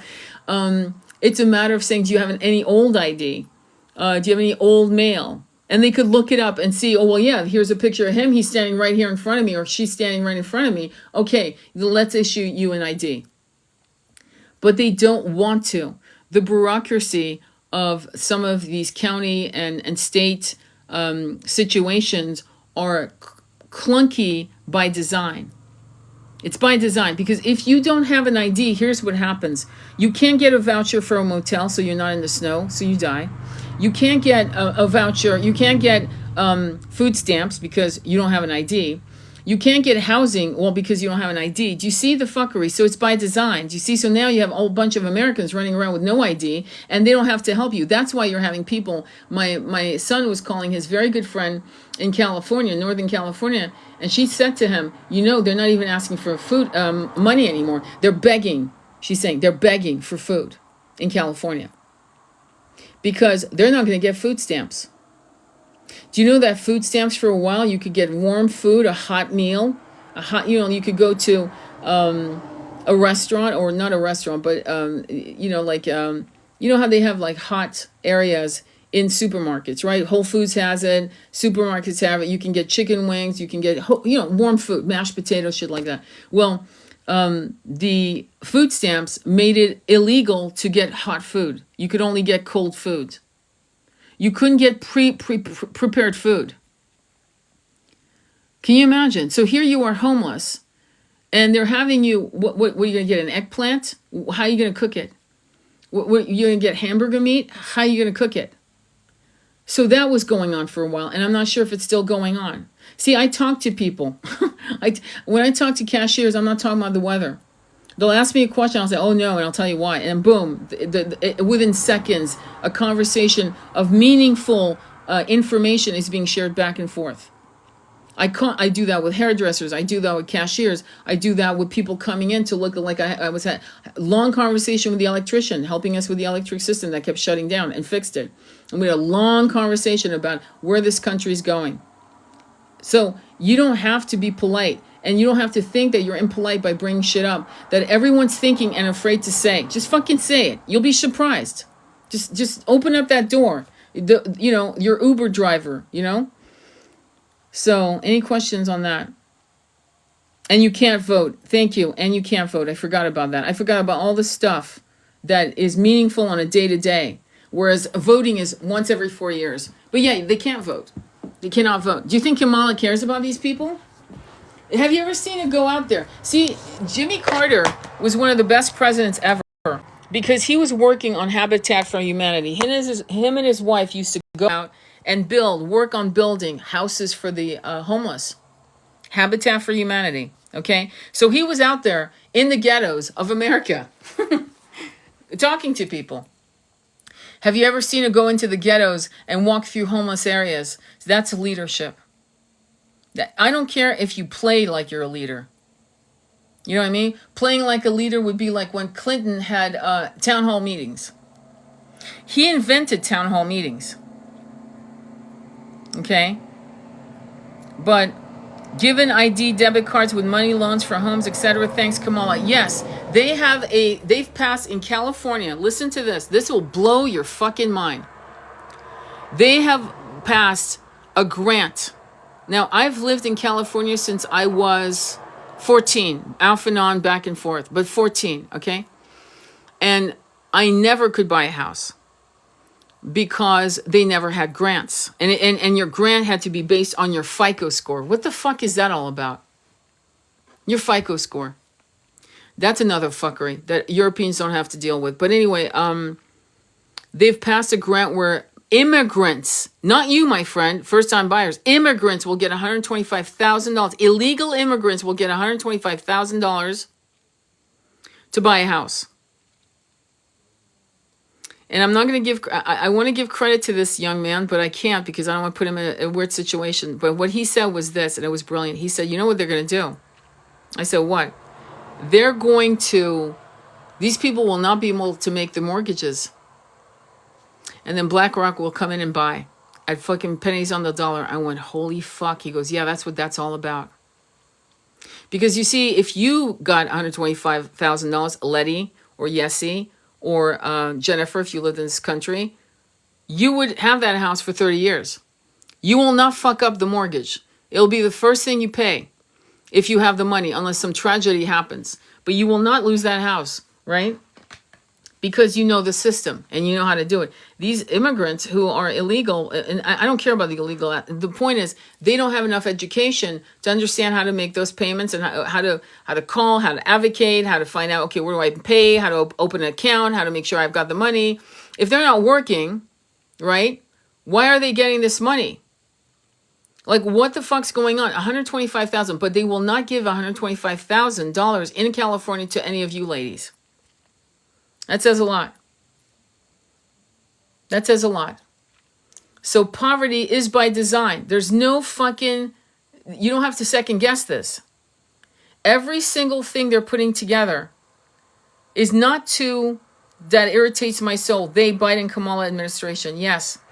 So the divide and conquer, there's no division here when it comes to these immigrants. It's not a fit.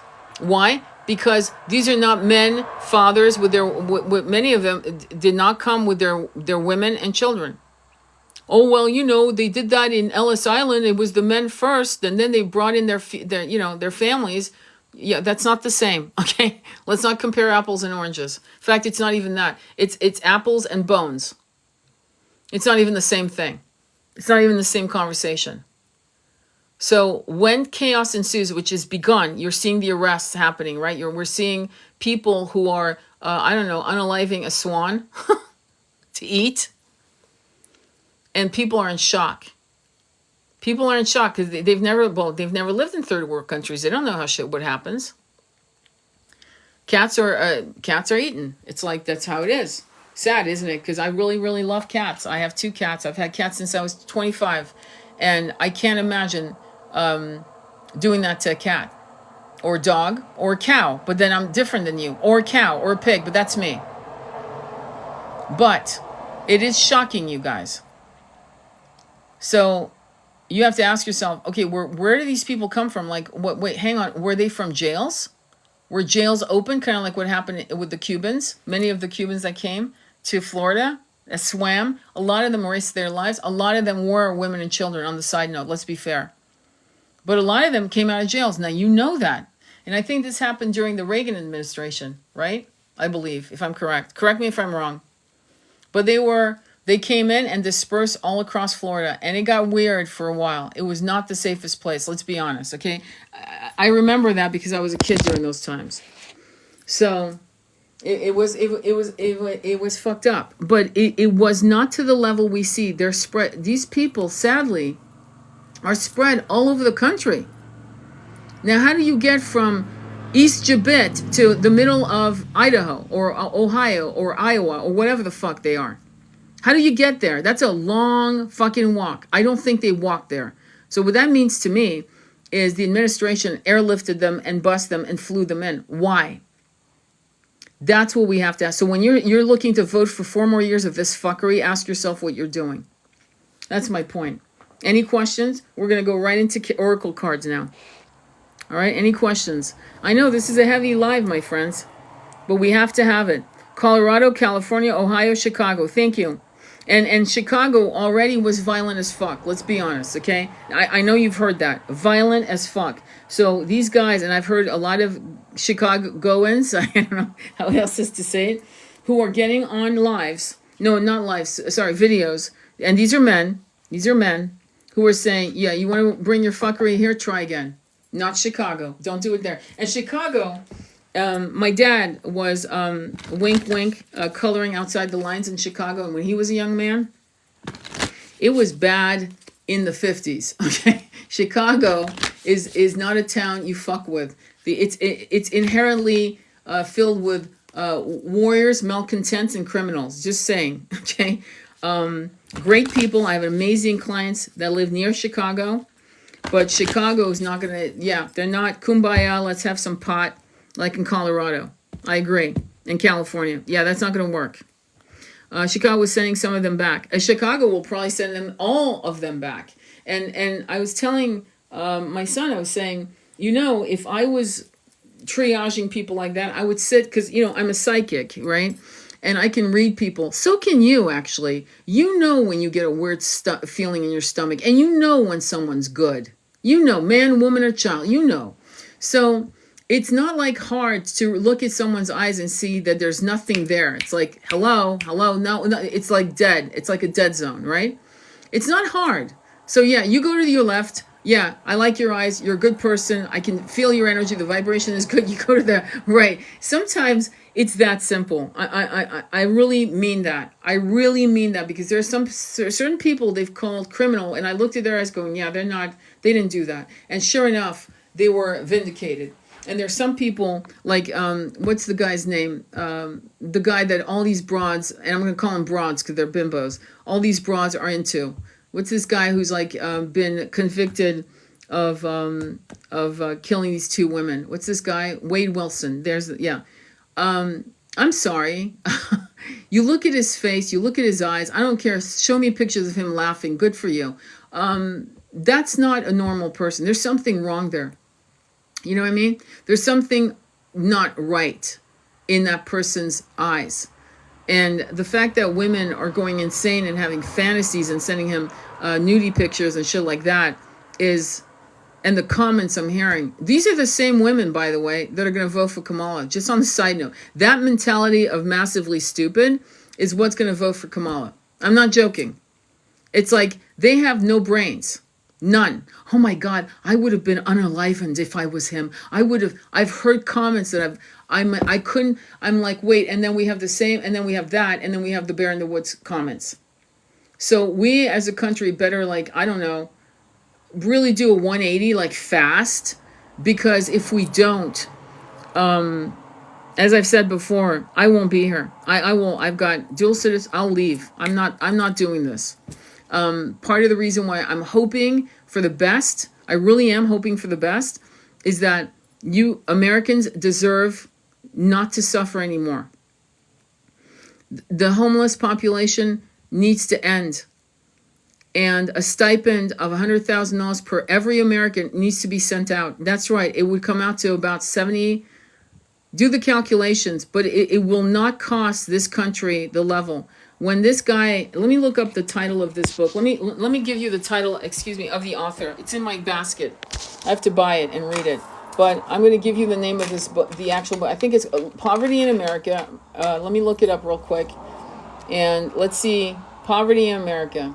What is the title of this author? I mean, the name of this author, excuse me. Hang on, let me check real quick. Because I really, really want you guys to consider buying it. Because it's going to give you a completely different perspective of how we are really, really, really, really being fucked over. Hang on.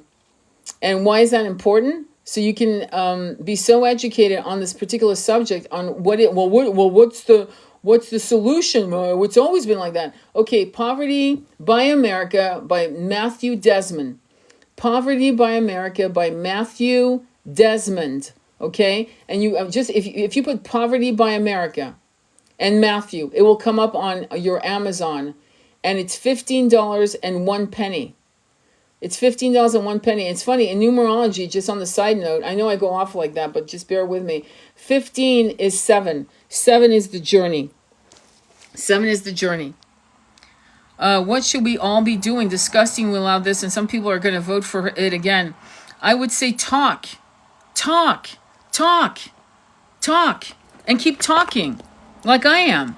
I talk about this on the streets. I mean, unfortunately, I don't have a lot of, physical friends and family around me at all. But I talk about this. I'm not. It's not. Oh, I'm always going to vote Democrat. No, fuck that. No, I'm voting for what is the best solution. What is the lesser of two evils, and why is it the lesser of two evils? And I'm pretty much explaining to you why, and the chance we have.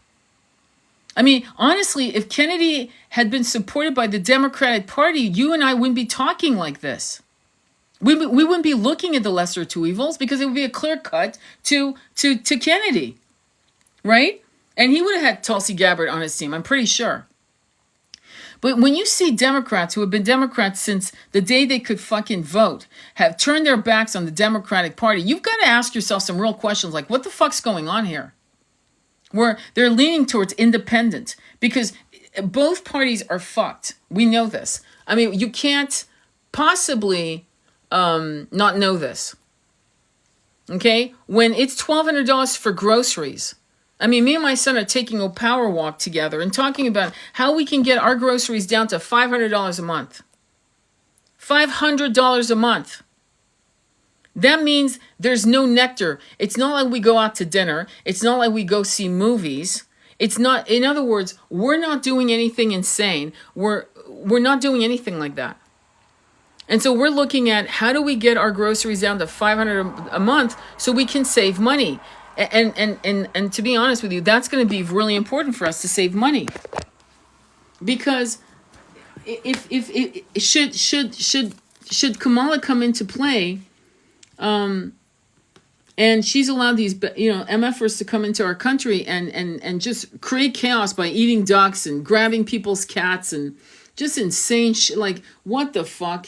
Insane shit. Meanwhile, this incredible young African-American woman came on a video and broke down what she... So remember when they were all in hotels in New York City? They were all in hotels. Okay. Well, guess what? They're being thrown out on the streets. So as the weather changes into the -9 degrees that it can get, I've lived in New York City in the winter, where they would have warnings: do not walk your dog out without shoes or at all, because their little pads will stick to the concrete. It can get so cold you can't even think. Okay, so they're now they're pushing these people out of hotels because of the outcry, and they're going to leave them on the streets instead of airlifting them back to their original countries, or to other. I don't know what the fuck are you going to do? I mean, you have to understand, these countries, people would not be leaving their country if we hadn't gotten involved in their business, their presidents, their business. It wouldn't have happened. Do you understand? You reap what you sow. So we were so busy in the 50s, 60s, 70s, 80s, fucking other countries up in their autonomy and their leaders and saying, oh, well, that's a really good leader. Let's remove him and put a really whacked out leader, a really fucked up leader. Well, what did you expect? What, do you think these people are going to live in countries you fucking destroyed and destroying their leadership? People that actually wanted to set up a system that was generous and abundant for everyone? Did you really think that, okay, well, let's remove that guy because he's not for us and we want the resources and we want this or we want the land and we want whatever the fuck it was? I don't know if it was Andrew Jackson that said it. I forgot the president, but it was President 1, 2, or 3. I forgot which one. Who said, we have to, as a country, remain neutral. He said that. When the country was formed, we must remain neutral. Wisest words, because look at what it's gotten us. People who can't even live in their own fucking country. Because we got involved. And we fucked them up so bad, and World Bank is part of it. So now, guess what? Now they're illegal immigrants in our world, in our country, and they're coming in with massive trauma in their root chakra because of all the shit. Study Argentina in the 1970s. Look it up. Argentina, you were seeing parents with signs saying, "Where's my child?"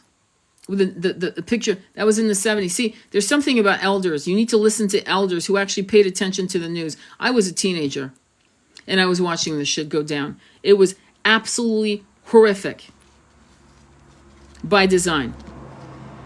So none of this. So now we get to see 2 generations out what that gave us in terms of the most toxic masculines and toxic feminines coming out of those countries that we unfortunately were involved in. Let's be honest. It didn't just happen on its own. Okay? It's funny how you've got wonderful people who were trying to do beautiful work in Africa who were unalivened by certain forces involved with us. And Idi Amin lived until his dear old age. Okay? Idi Amin was allowed in.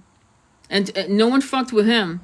But the good guys that really, really wanted to do some good for their people were unalivened. So there you go. There's the end results. And we're actually looking for it. Malcolm S. said, the chickens have come to roost. There you go. And what's fucked up is that I was a teenager watching it go down, right? Or a little girl. I was like 2 or 3 when Malcolm X was alive, when Martin Luther King was marching with whites and Jews and Native Americans and Chinese. They were all together in the civil rights movement. It wasn't just one race that did it. It was a conglomerate of people who saw the unfairness and injustice, who marched together, all of them, okay? It didn't take one, okay? And we've gone from that kumbaya, beautiful synergy of justice to the fuckery of the splintering of what's happened now, which is by design. We're arguing. I'm seeing lives with like fucking thousands of people. I'm not joking when I say thousands of people arguing. Tell me why I can't use a woman's bathroom. A transgender doing. I'm like, what the fuck? We don't have time for this conversation. Just fucking pull out the signs and make stalls where all the bathrooms are, universal bathrooms. There you go. Now there's your now next. Let's go next, because the world is exploding. But let's talk about bathrooms for 3 hours. That's where we're at.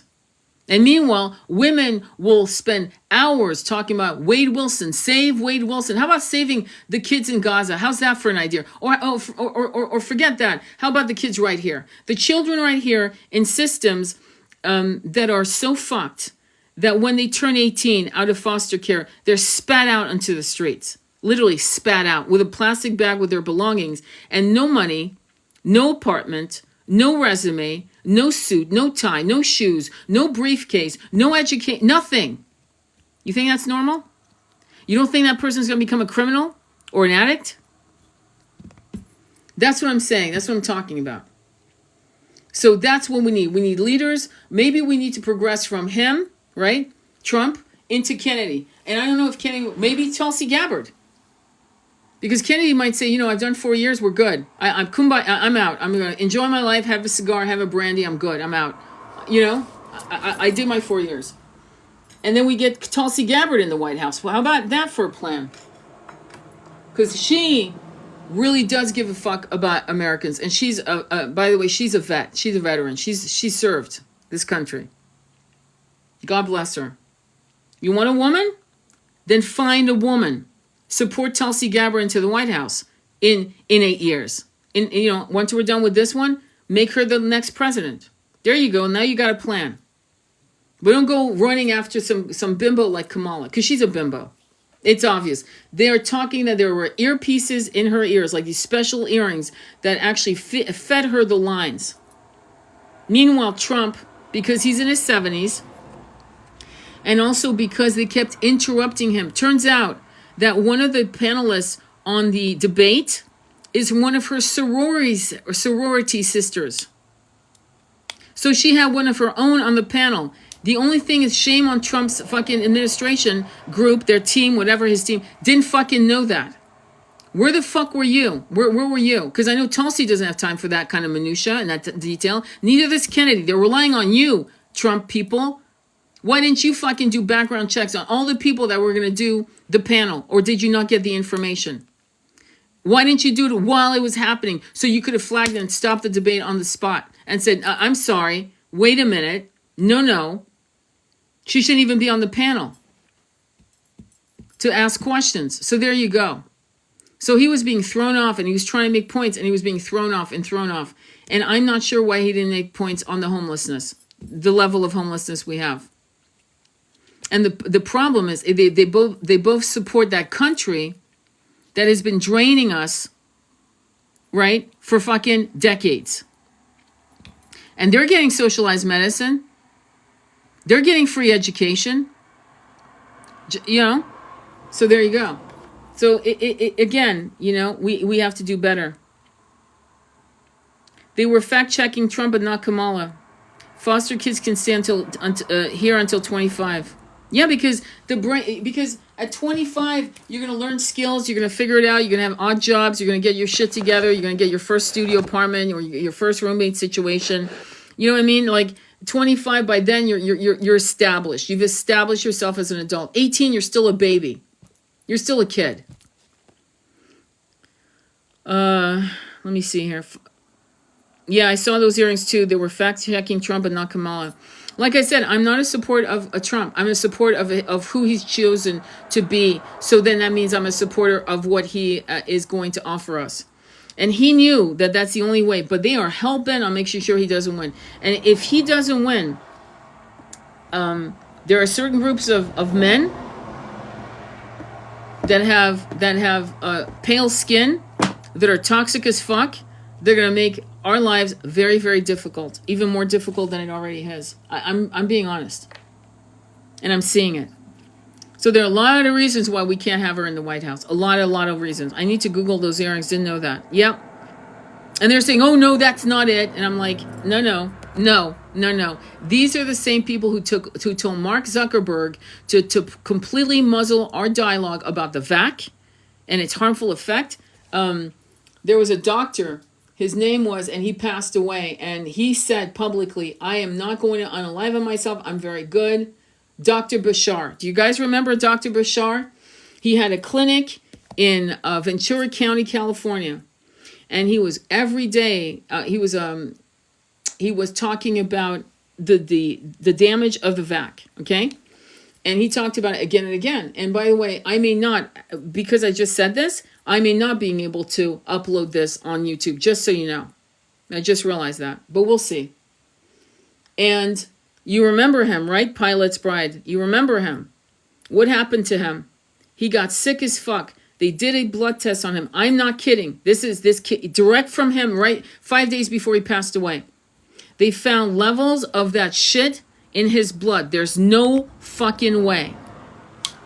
And he blamed, I'm not going to say it here. You guys need to do your research, Dr. Bashar.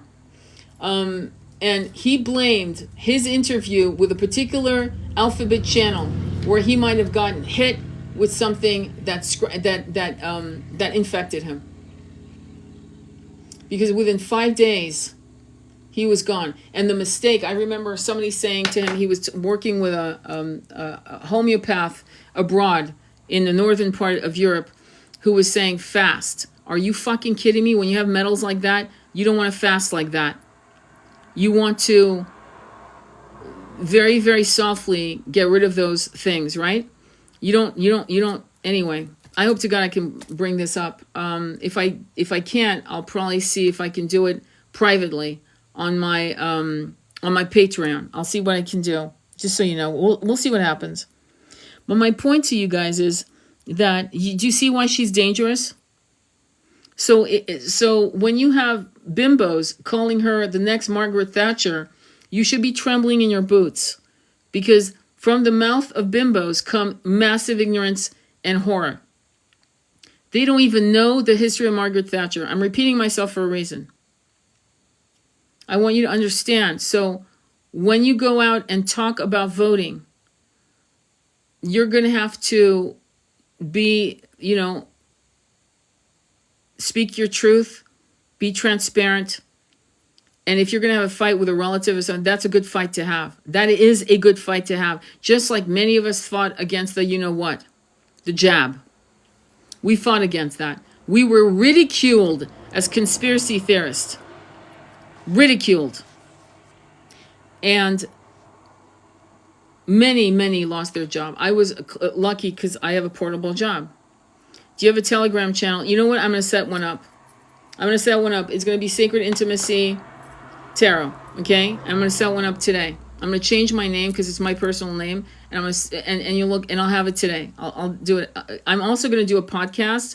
My son's helping me set up a podcast, and on Spotify, I'm going to set up books that I think you guys need to read. So you'll be able to go and get some books that I recommend, and I'm gonna get real because we need to get educated. But yeah. So we're there's things that I need to speak freely, and to help us because I'm gonna say one thing. If you can save a lot of money, I would say save a lot of money, okay?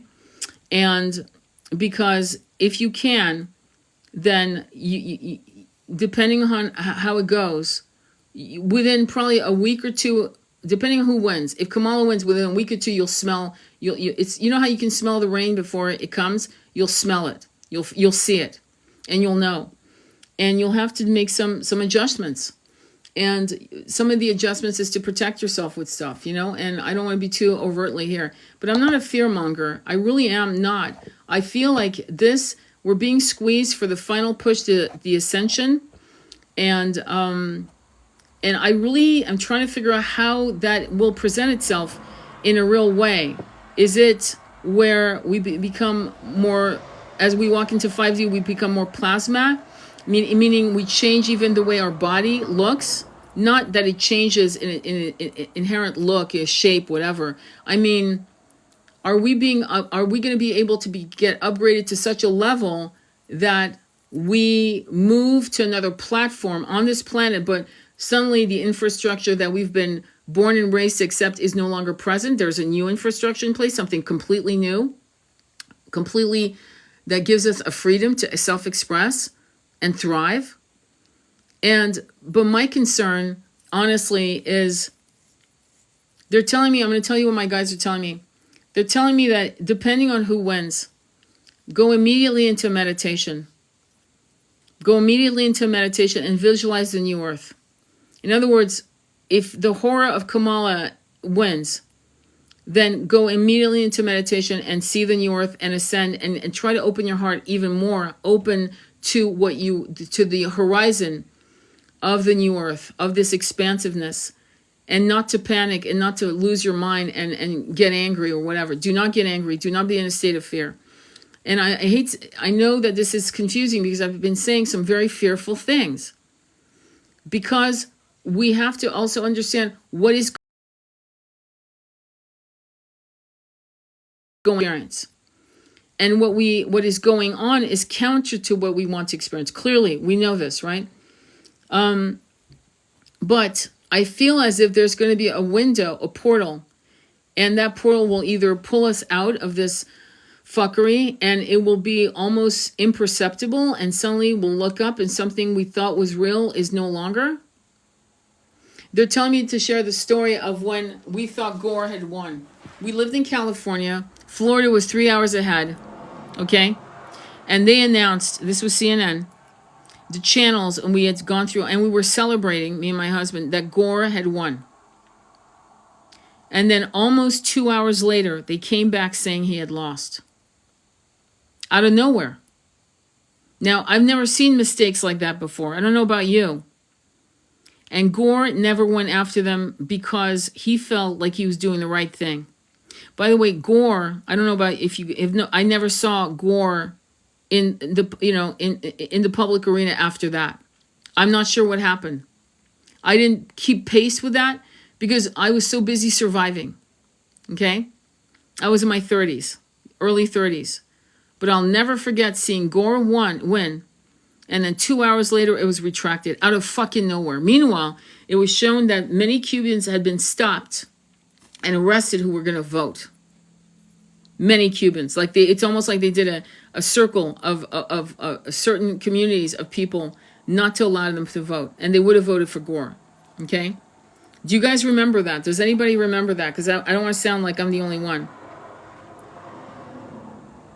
Yes, I will. Being called Margaret Thatcher is not a flex. No, it's not. So thank you, Pilot's Bride. I'll do that today. I remember that. You remember that? Yeah, I was in California and I looked at my husband going, what the fuck are they saying? They're 3 hours ahead. They had 3 fucking hours. No way is this happening. And sure enough, he lost. And what happened after that? Because we all knew it was a stolen election. And it was kind of sticky. They went into court for a little while, but it didn't really last. And then 9/11 happened. 9/11 happened. And then we see Epstein's painting, right? Of Bush with the little paper planes. I'm sorry. We're not stupid. So there's a lot of weird things going on. And with Kamala and Biden putting pressure on Mark Zuckerberg, why would he? This is a billionaire. Why would he come out to say that? That he was pressured. It went viral. Pressure to suppress everything dealing with COVID and the lockdown. Everything was suppressed. And you know that. You all have a Facebook account. You know what happened. Why was he, why did he come, what was the, why did he do that? Why do you think he did that? What are your thoughts? Why did he do that? What's the purpose? He's a billionaire.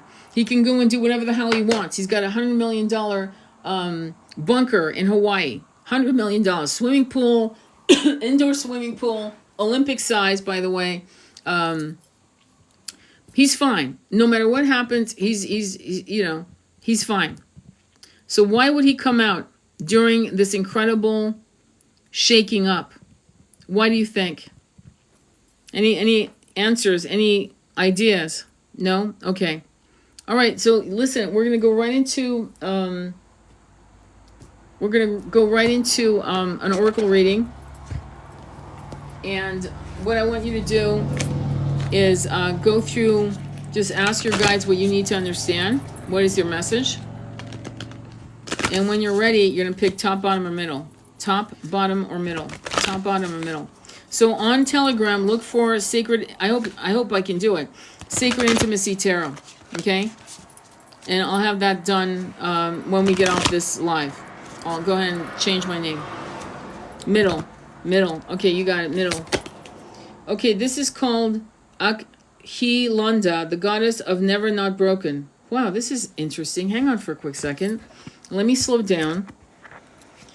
Her name is Akhilanda, the goddess of never not broken. Everything happens for my liberation. I choose to become only more love. Wow, this is crazy. Hang on, okay, give me a minute. I'm going to look for her. So this is page 96 from the Divine Feminine, Megan Watterson. Page 96. Hang on for a quick second. Let me look for that. Okay, let me read it out loud to you. Yeah, that is weird. So let's begin. Who is she? Akhilanda represents the essence of the phoenix. Jesus Christ, you see what I've got on this live? She's got like birds, right? Like a phoenix. She's the indestructible energy that embraces change. She knows that everything is conspiring to transform her into only more love and light. Okay, let's go back. She's the indestructible energy that embraces change. She knows that everything is conspiring to transform her only into more love and light.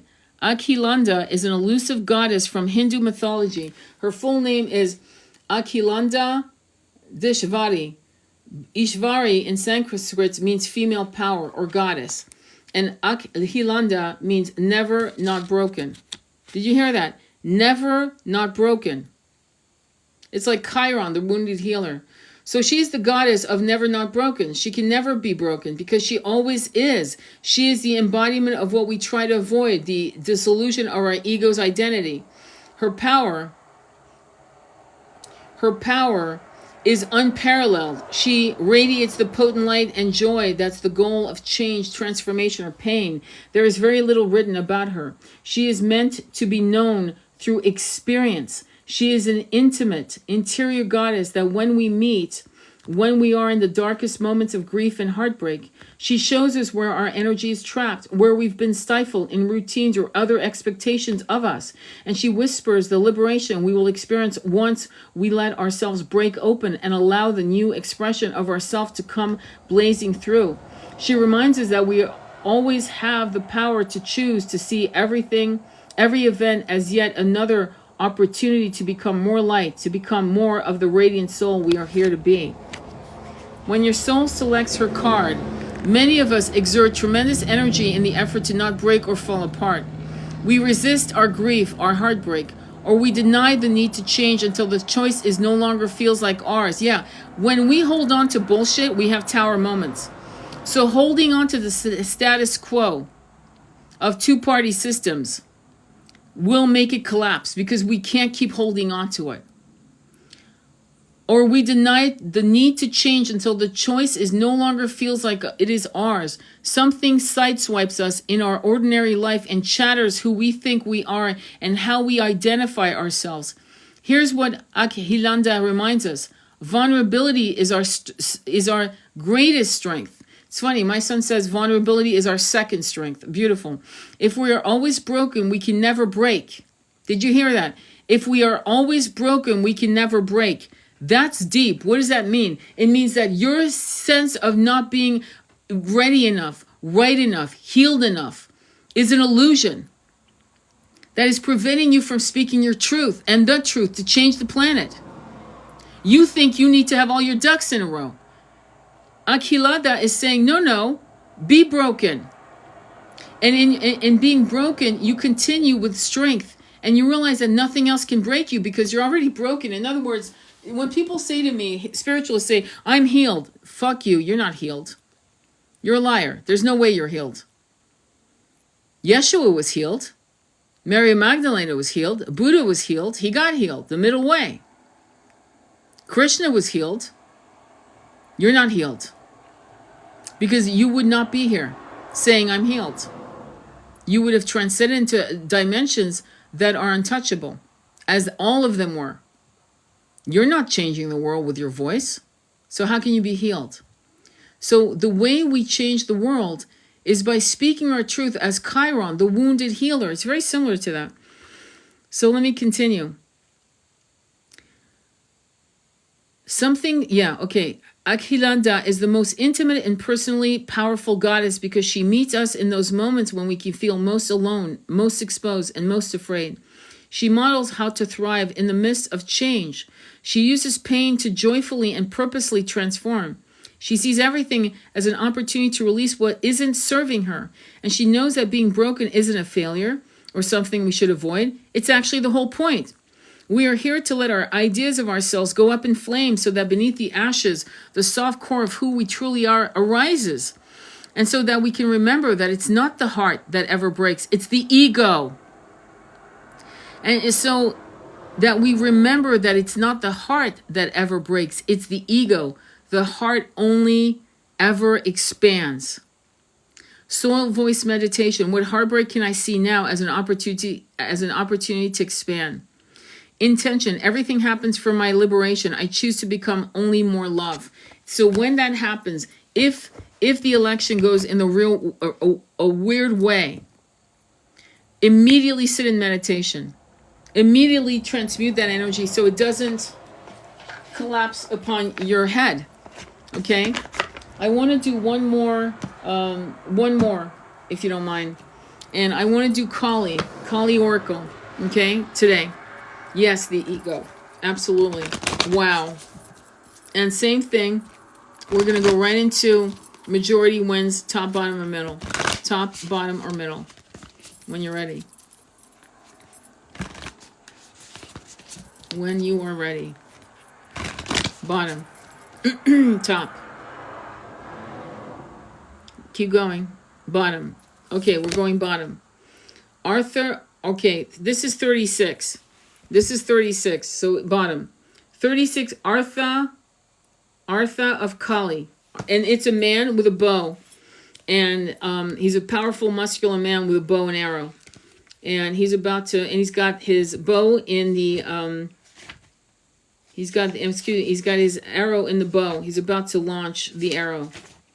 Okay, let's listen. 36. 36 is 9. 9 is co-creation with the universe, God's number. Her heart contains the seeds of power, the seeds of your soul, and complete awareness of the divine destiny she has always intended for you. There is a sacred purpose for which you were born, and a meaningful, divinely protected pathway for you to fulfill it.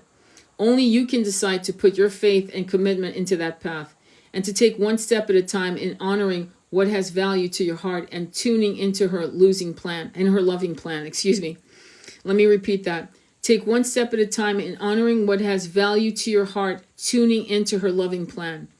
In taking those steps, the pathway will reveal itself and you shall attract great blessings that will benefit all beings. Let me repeat that. In taking those steps, the pathway will reveal itself and you shall attract great blessings that will benefit all beings. When the heart is ready, a compelling question arises: for what purpose was I born? The sacred feminine within the heart knows how to grow and evoke organically and instinctively.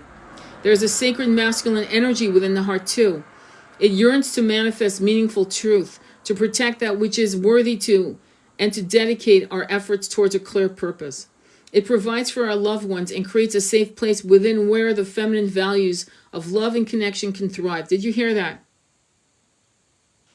The masculine is important in protecting the feminine, in feeling safe enough to thrive in her love and connections and her creations.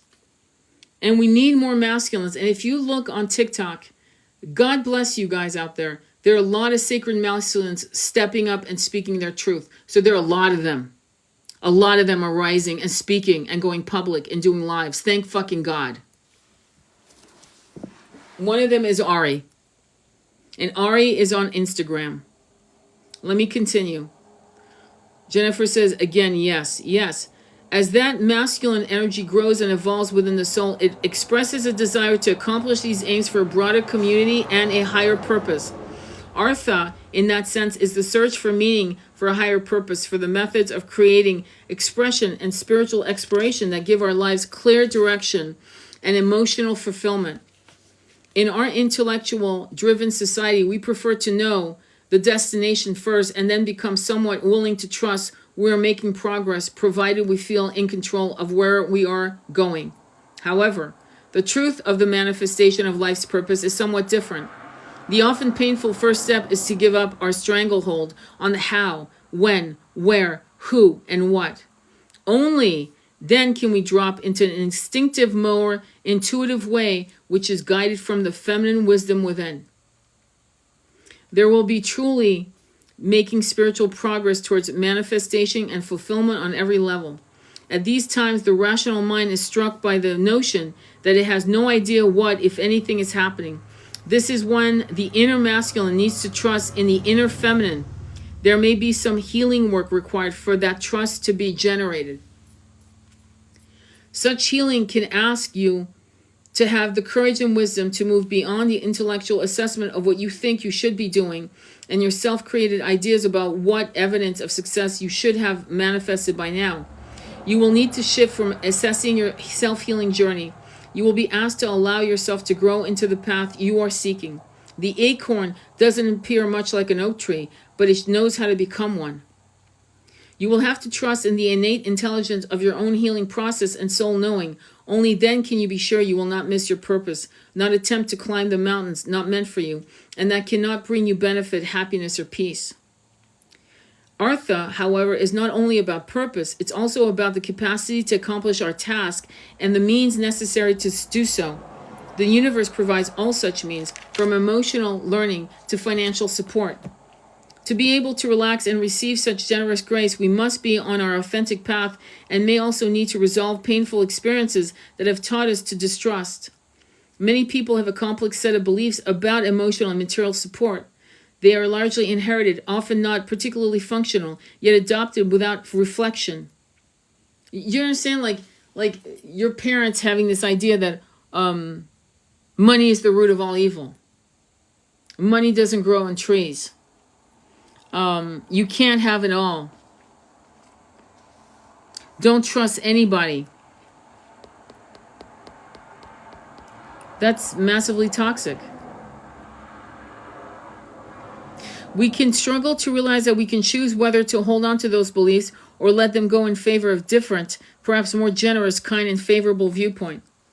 The oracle asks you to consider that your belief systems are not a reflection of an inviolable reality, but an expression of the best way you could deal with your past. You owe no allegiance to a belief system. Did you hear that? You owe no allegiance to a belief system, not your religion, not your culture, not a political party. These are temporary illusions. Okay? It either supports you or it doesn't. To allow yourself to be supported brings benefit to all beings. Give yourself permission. Do you know why? Okay, let's go back. To allow yourself to be supported brings benefit to all beings. Do you know why? Because the 100 monkey theory is a true science.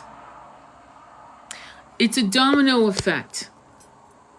So when you come to self-realization that your voice matters and that your presence matters to the collective, people you will never meet, you matter to them, though they don't even know you exist. You matter because of your energetic frequency and your intent and your devotion to the ascension and to God, the creator, whatever, and to your soul tribe and to other soul tribes because you're a generous soul. That's why it brings a benefit to all being. Give yourself permission to do the inner work necessary to open your mind to be a more beautiful system. As Kali is rebirthing energy, it is time to dispense with the past, especially if there has been wounds around a lack of security. The oracle guides you to open your heart and mind to the reality of the material means necessary for your continued development being provided. Even if you've struggled in the past, Artha of Kali brings assurance that you are capable of genuine material and spiritual prosperity. You can manifest that which has real meaning to your heart. You are forging your own authentic path that will bring you fulfillment on all levels and bring positive spiritual repercussions for all beings too. If you have reached a block or a dead end on the path, trust that you have the strength to overcome it. It may not be through attempting to force something to happen in the material world, so much as working on reframing your belief and approach so that they're in complete alignment with your inner values. That takes incredible strength and trust in yourself. Did you hear that? Trust in yourself. The sad part about being betrayed by parents, family, or lovers, or a twin, is that you stop trusting yourself.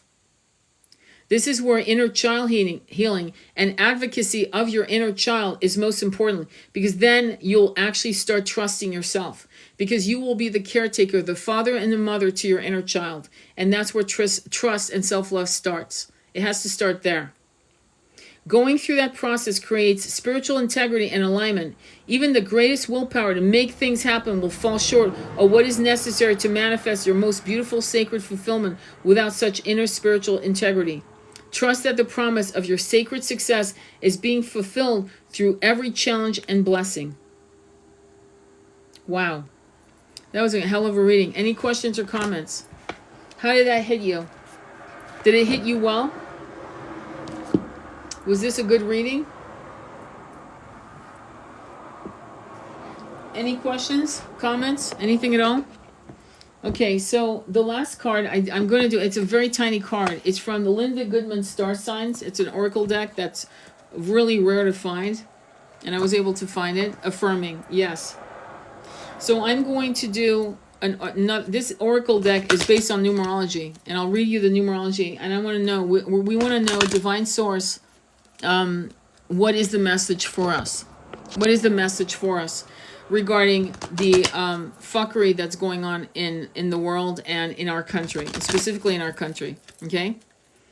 We got to clean house before we can clean other people's houses, and we need to stop getting involved in other people's business. And when something is unjust, it is our duty as human beings to stop it.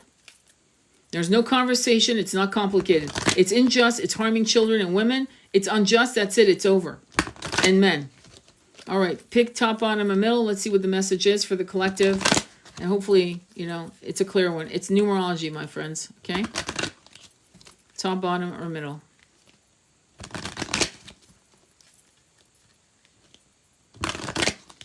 Top.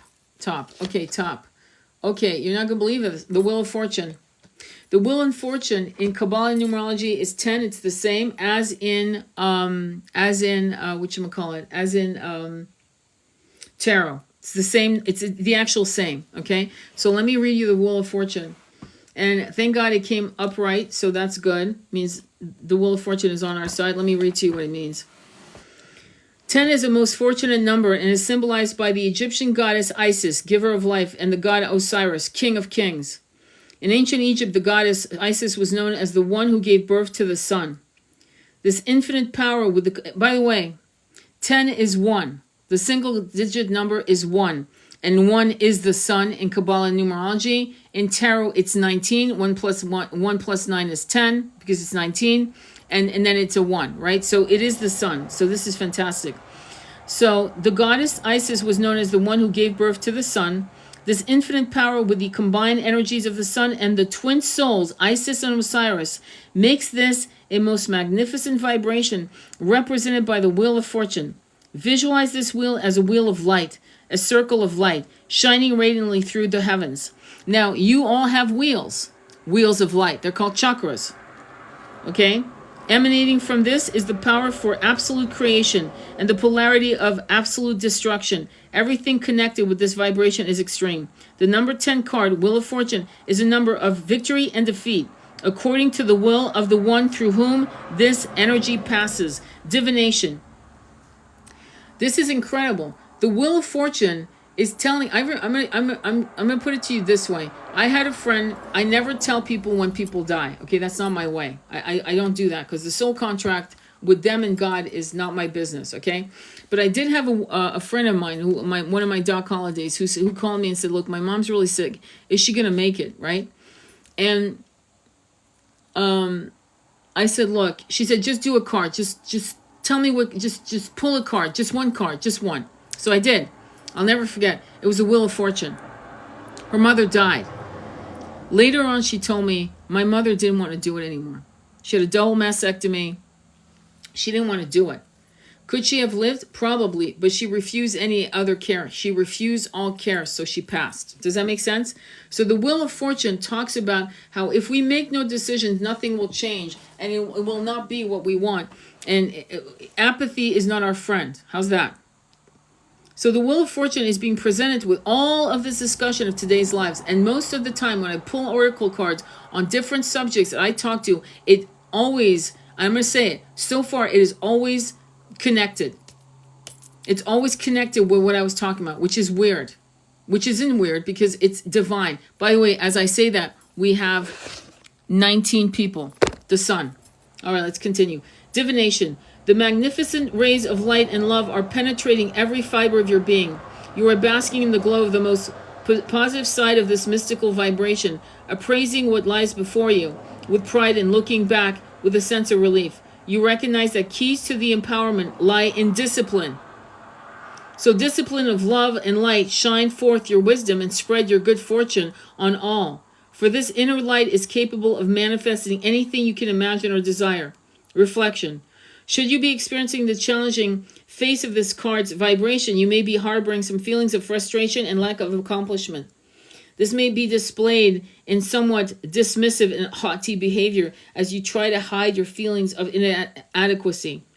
Open your heart and mind. Let the love and light permeate through to the inner of you. Imagine your reality and remember a Linda quote, ordain it, imagine it, and it shall be. Ordain it, imagine it, and it shall be. So when you meditate, carve a few minutes, even 2 minutes a day, I'm not joking, to see the new earth. Because if we don't do something energetically, if we don't start talking about it in the material world, in the 3D density, then we will reap what we sow. In other words, apathy will give us exactly what we deserve. I'm sorry if I sound rough when I say that, but it's a truth. It's a reality. Do you understand? So if we don't talk about it, because we don't want to, I don't want to ruffle my feathers. My family will go off because they're all Republicans or they're all this and that. Give them the plan. Give them my plan for me is to see Tulsi Gabbard as a president. She ran before. Fucking Nixon kept losing and ran and became president. That's just how shit happens like that. I want to look at that as a plan where she comes into power. And because this woman still isn't an asshole. When I look at OAC, I see someone who sold out. Sold out. You can see it because she's now doing very, very defensive videos. And defensive videos, dude, are you doing, where were you when, she's getting money from lobbyists of the ass and APAC of the ass. So she's not really for brown people in the Middle East. She's not for those people. So my point to you is that if she's not for people in another country, she's done nothing for Roe versus Wade. I can't find any videos of her really fucking attacking the shit out of them, even considering overturning it. So if that's true, right? And if I'm not full of shit here, then we have leaders that have been bought out, lobbying. The very act of having lobbyists should be outlawed. It should be eradicated.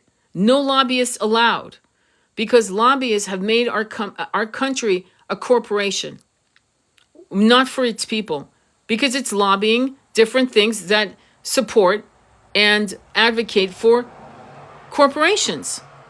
I don't know why that's hard to understand. So their first point of loyalty is to somebody who's just dropped $1 million or $500,000 or 100,000 into their bank account. Doesn't that make sense? Makes sense, right?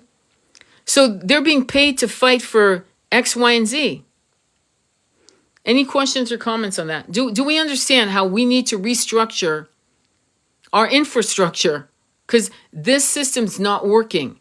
It's unjust. It's cruel. It's actually cruel. Because to make homelessness illegal, and who are the most homeless of all people? The elderly and the very young, teenagers coming out of foster care. Right? We know this, right? Any questions? Oh my God, 12 shares, 12 follows, which comes out to 24. Love, money, and creativity. Beautiful. Change is most certainly necessary. We have to do it. And look, we lost 3 people because I started talking about politics. And for some reason, people think that to be a spiritualist is to be, I don't know, what am I, living in a cloud with the bodhisattvas, and I'm not involved in the day-to-day nitty-gritty of life and what I'm seeing around me?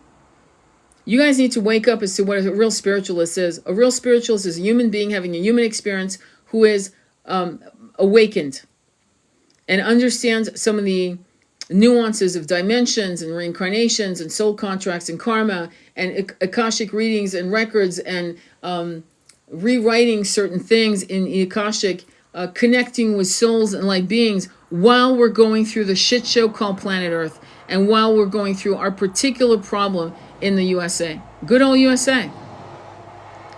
We can make this country respected again, but we certainly are far from that right now. The way we're going, we look like fools. Do you know that when Bush had what was his name? Daniel, what was his vice president's name? I forgot his name. Papa Bush, not Junior Bush. I'm trying to remember his name. But women were actually all up in the fact that his VP was good looking. His VP was good looking. I need, please women, because when women like that are after Wade Wilson and he's so hot and oh my God, he would have unalivened me. When women are doing this shit, we look like idiots. You're making women look like fools. And we don't deserve that for our daughters, our granddaughters. We don't deserve men to actually think we're all a bunch of bimbos. I need you guys to educate women and call them out on their bullshit. As women, we need to do that. Similarly, I'm asking men, you divine masculines, to, when you're coming across toxic men making indecent comments about underage girls, call them out. And I mean call them out. I mean, be intimidating. Because we need to call the toxic fuckery out of our collective consciousness. It will not fix itself. It won't. That's why you've got bimbos going for, oh my God, a woman of color, oh yes. Not realizing that we need more than that. We need somebody who fucking gives a shit about this country. And, you realize that she got almost $400 million in donations, right? Even if she lost, she keeps the money. You realize that she's a multi-millionaire, right? I don't know how much she had before she started, maybe 10, 20 million. She's in the fucking nosebleed. She's in the $300-400 million bracket now. And it happened within hours. Oprah Winfrey, who couldn't seem to donate checks to the Maui residents who had been there for fucking generations, who was out there without makeup to look, plain Jane Oprah, my good heart, let me bring you blankets. How about writing some checks, Oprah? You billionaire. BICTH. Why don't you fucking, but money doesn't bring happiness. Shows after shows, shaming the collective on wanting more money to have choices on where to live, how to live, and what to give to their friends and family as gifts. Here, mommy, I bought you a house. Oh, but that's awful. Money doesn't bring happiness. No, Oprah. But you sure gave out blankets. God knows where the blankets would. What was there? Were there germs on the? I mean, I wonder. And by the way, Oprah, where are the fucking kids? Where are those kids? Because you were sure very close with Weinstein, Epstein, and John of God, Oprah. So we need to, women can be toxic as fuck. It's not what's between your legs that makes you a good human being. It's what's in your heart. And we have divine feminines and masculines walking the planet, and we need to grow that number. We need to grow that number because for the benefits of all. For the benefits of unborn generations. Okay? So that the movie Equilibrium does not become a reality. Because when the lockdown happened, if I told you 3 years before a lockdown's going to happen, they're going to lock down 3/4 of the planet, you would have told me I was an asshole. You're a conspiracy theorist. You would have told me that. And yet you saw it in fucking Technicolor. Let's wake up. Let's start calling people on their bullshit. And if you're going to have an argument in your family, let it be this argument. Let it be those kind of arguments. Those are valid arguments. Not not grandma is going to live with me or grandma's going to live with you or you fuck grandma Avor. Yes, there's a lot of family dynamics that are toxic. I get it. There are a lot of things that are wrong in many of our families, but a lot of it is because there were no family values. We don't have women protected and raising their children. We have fathers leaving.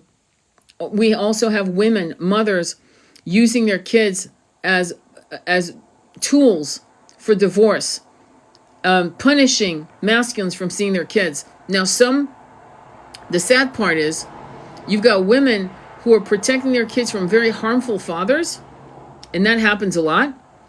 But you also have toxic mothers preventing good fathers, good men, from having relationships with their children. That's happening a lot too. So we need to start calling people out. The idea of that it's none of my business stops here.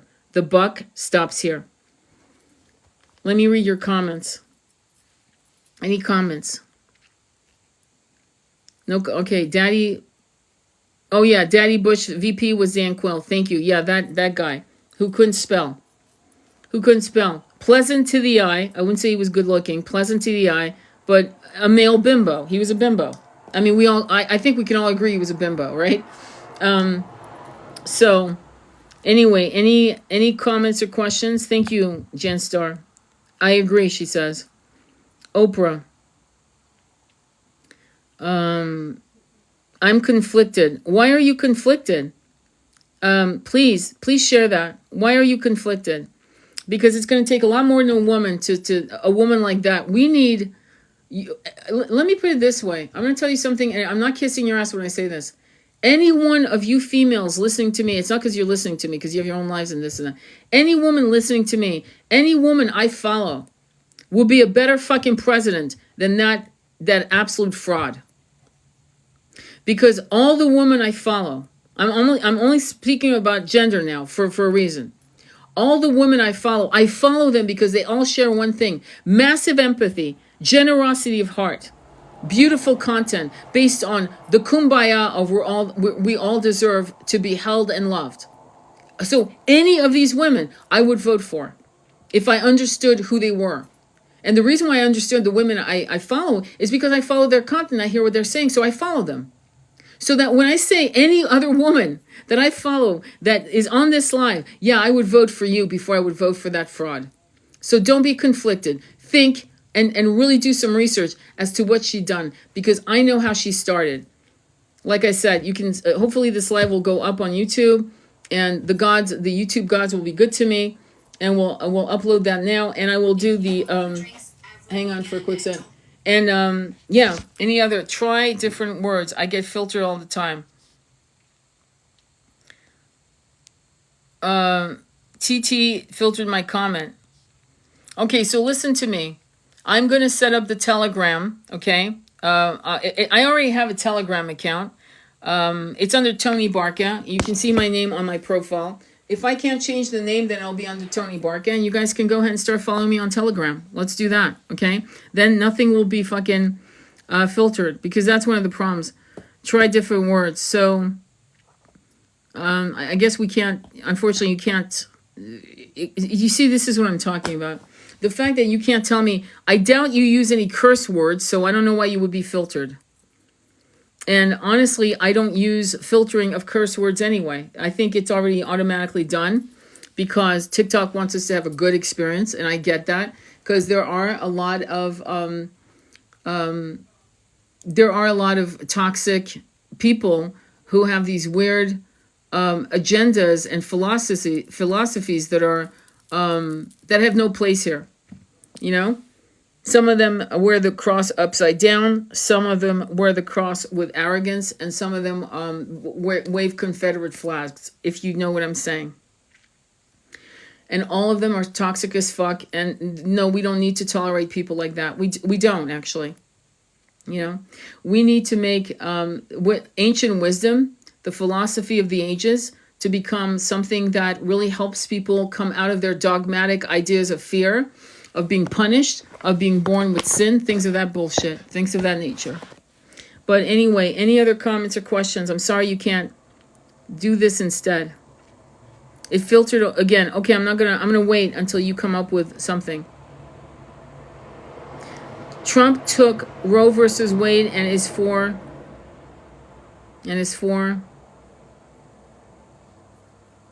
Go ahead, I'm waiting. And is for conflicted. I think Roe versus. Let me put it this way to you, okay? Let me put it this way. It should have never passed under Kamala Harris's VP, watch. It should have never passed. It should never. She should have counseled. What is a VP? A VP talks to the president and go, please don't sign this. Please don't do this. Please do not do this. Biden has daughters. He's married. Don't do this. Okay. So there are a lot of reasons. There are a lot of things that are being talked about the terms, when the terms are too late. In other words, late term. How do I put this so we don't get flagged? Late term removal of certain things, right? Late term meaning 5 months, 6 months, 7 months, 8 months, 9 months, 9 months. Okay, that's come on. Let's wake up. Okay, that's fucking stupid. Now, you and I both know we should have grants for people who have absolutely no money. Because you know why? Because we have homeless women who are being raped. And they will get pregnant. You get that, right? And there should be, that's it. You're homeless, it's free. Do you get that? So this late term blah, blah, blah shouldn't even be a conversation, because if it was free, that means if any person could walk in and it's free, there's no issue, is there, of late term? It's no longer a conversation, is there? Oh, I didn't know I was. Really? You didn't know? How could you not know? You can't not know. Okay, I don't like women playing stupid games and making it sound like they don't know. I could see a child not knowing. to be honest, because what would they know? Why would they know, right? Okay, but a grown-ass woman who doesn't know, unless she's got mental problems, I'm being real. I'm sorry. I can't imagine. So the late term, one of the reasons why it goes late term, just let's use our noodles, is because there's no money for that. Okay, I had mine at 19. It was $250 in the 1980s. I can't even imagine how much it is today. Okay, I can't even imagine. I don't know. Maybe it's $450. Maybe it's $550. I don't know. But I do know this. It should be free. So it was $250. I had to borrow the money from my mother. Okay, because I didn't have it. Why? Because I was a cocktail waitress. I was making minimum. Actually, no, hang on. As a cocktail waitress, when I was like 19, yes, I know it was illegal, but that's, everything was illegal. I was a cocktail waitress and I was making, that was in San Francisco. The guy who owned the bar was a Hell's Angel, so of course everything was under the radar. But anyway, I would get a till of $20, and from that I had to hustle the rest of my money in tips, okay? So clearly I didn't have the money for that, right? And it wasn't planned, obviously. Something didn't work, if you get my drift. Wink, wink, right? So if it was $250 in 1983 or 84, I don't know. I haven't been in that world since that. So how much is it now, is my question. How much would it have been now if it was legal? Probably untouchable. And if a person's living paycheck to paycheck, that means every fucking dollar is accounted for. How the fuck are they going to be able to afford that? So that's why it needs to be free. That's it. It's free. Oh, but that's socialism. Yes, I guess maybe we should look at that, because capitalism certainly isn't working for us right now, is it?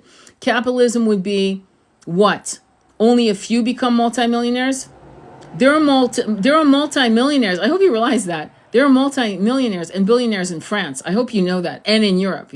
We're not the only people that have that. So clearly, for those who can't make it or who work 9 to 5 on a specific salary of 50K, 60K, 70K, 80K, no matter where you are in the world, right? You need more. You need more help. It's not enough to thrive, to really, really thrive, to do whatever, X, Y, and Z. And in this country, because we don't have anything, medical care, or the Obamacare, which I think Trump mentioned, is a joke. It's a fucking joke. I've mentioned it many times. Listen, the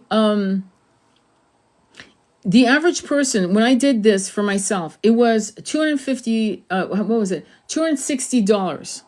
I finally found one in California, but now I'm in New York. In New York, it's $450 just for me. Forget my son, just me. And then my deductible is $7,000 for the year. So it's $450 plus copay of $50 plus a deductible of $7,000. In other words, unless I need to do a massive procedure, I'm never going to hit that deductible. So I'm paying $450 every month for me seeing the doctor maybe twice a year. Do you see how fucked that is? It's fucked, isn't it? And my copay is $50 at the door.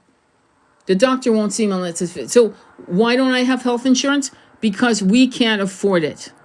So Trump was correct about the Obamacare. It is a bust. It is a bust. It's a joke. And the tax hit that you get for not having a health insurance is $500 for the year. Do you see now why most people don't have insurance? It's cheaper not to have it than to have it. Okay? So he talked about that.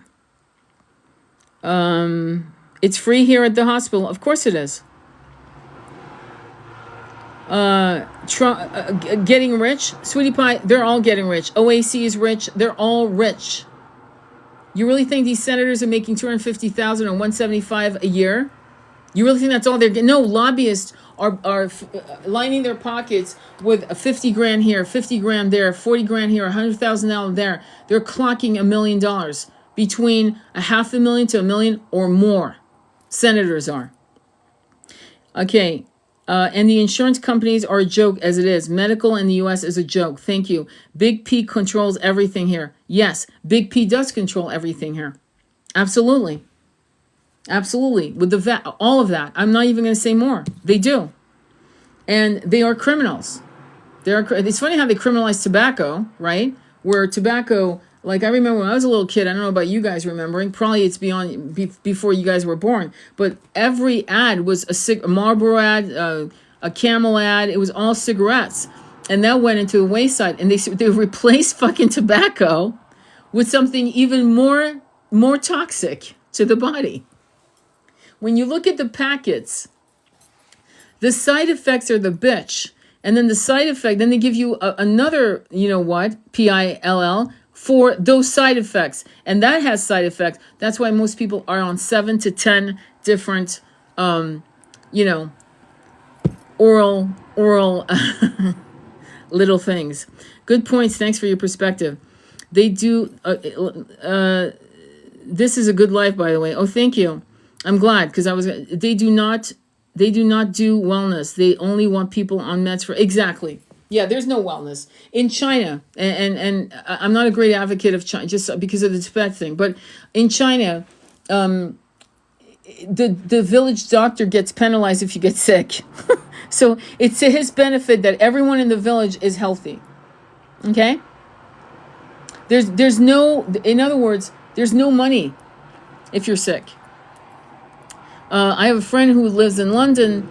I have a few friends that live in London, and one of them, she's not making, $100,000 a year. If she was here, if she was in an ER, right here, she'd be making out the door $250,000 a year. Do I want people not to make money? No, that's not what I'm saying. No, what I'm saying is, if they're making $250,000 a year, all of us should have an average salary of at least $100,000 to $120,000 a year.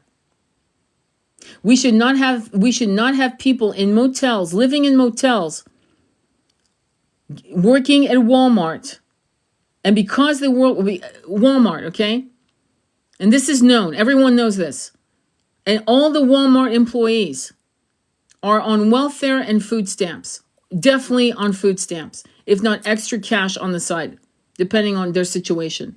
How many people in the household? So we've allowed a corporation to pay their employees so little that they qualify for food stamps. Do you think that's okay? Because I don't. I think Walmart needs to pay their employees $50,000, $60,000 a year. That's right. That's right. Do you know how many of my friends had to get a job, an extra job at Starbucks to get medical? Because they were working 22, 25, I think it was 25 hours a week to get medical insurance, because they could not get it at work because either it was not offered, one, or two, it was so fucking expensive. So many of my friends were not raising their little boys or little girls, because they're single mothers, many of them, because they had to work a second job at night. Okay? And this was, I knew these women in the 90s. It's not getting, we better fucking do something, because this is not working. We need to demand that lobbyists are outlawed. Lobbying is outlawed. And then you'll have senators working for the people. We will be the only, that will be the only income they get, serving the American public. So lobbying is out. It should be outlawed immediately. The next thing is universal care for everyone. The next thing is everyone should be making 100 grand. I know, oh, kumbaya, Tony, you're like living in La La Land. No, I'm not. There are countries where people are making, everyone's got money. There are countries where poverty is non-existent, and I'm not a fan of these countries for one reason. They import their servants. But no one in those countries are poor. The average withdrawal at an ATM is $10,000. Okay? There you go. So, and some countries take care of their people. They send them to this country for education, or England or France, and they pay for all their families. It's paid by the leaders of those countries. No one's poor. That's why they have to import their servants. You know who I'm talking about, right? All right. So it's possible. They were essential workers during COVID. We don't have lobbyists. Of course not. I completely agree.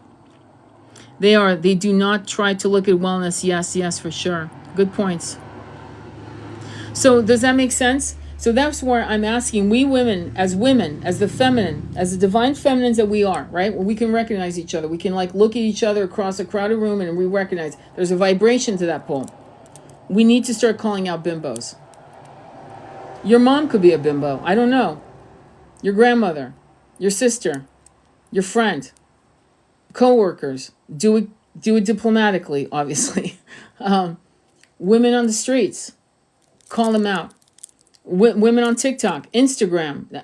I don't care if you're posing in a bikini. I don't give a shit what you do on how you earn money. I'm a big supporter of sex workers, to be honest. I don't give a shit as long as you take care of your shit. But if you're gonna make comments that all men are out to harm you, instead of saying not all men, but the majority of men, right? You correct yourself, right? There's a woman that did it right. She has red lipstick, beautiful, beautiful woman, absolutely gorgeous. And she did a video on the 9 men who raped a goat, okay? And she started out perfectly. She said, this is not about all men. Don't get on my comments. It's not about all men. But let's be honest. It's men that do this shit. That's correct. That's appropriate. That's the right way to explain it. And then she went on to discuss what had happened to the goat. We have a problem with very toxic, dangerous masculines. And our divine masculines are rising. And we need more of you to rise. And we need more of you as divine masculines to call these MFers out. I'd like to see a video by a divine masculine about the goat and those 9 men or 8 men, whatever the number was.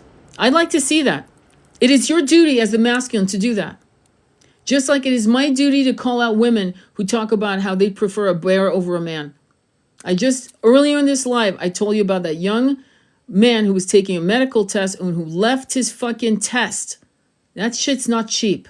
And ran to his beloved in a car crash. Didn't give a fuck about the test. A toxic masculine would have sat there to continue his test.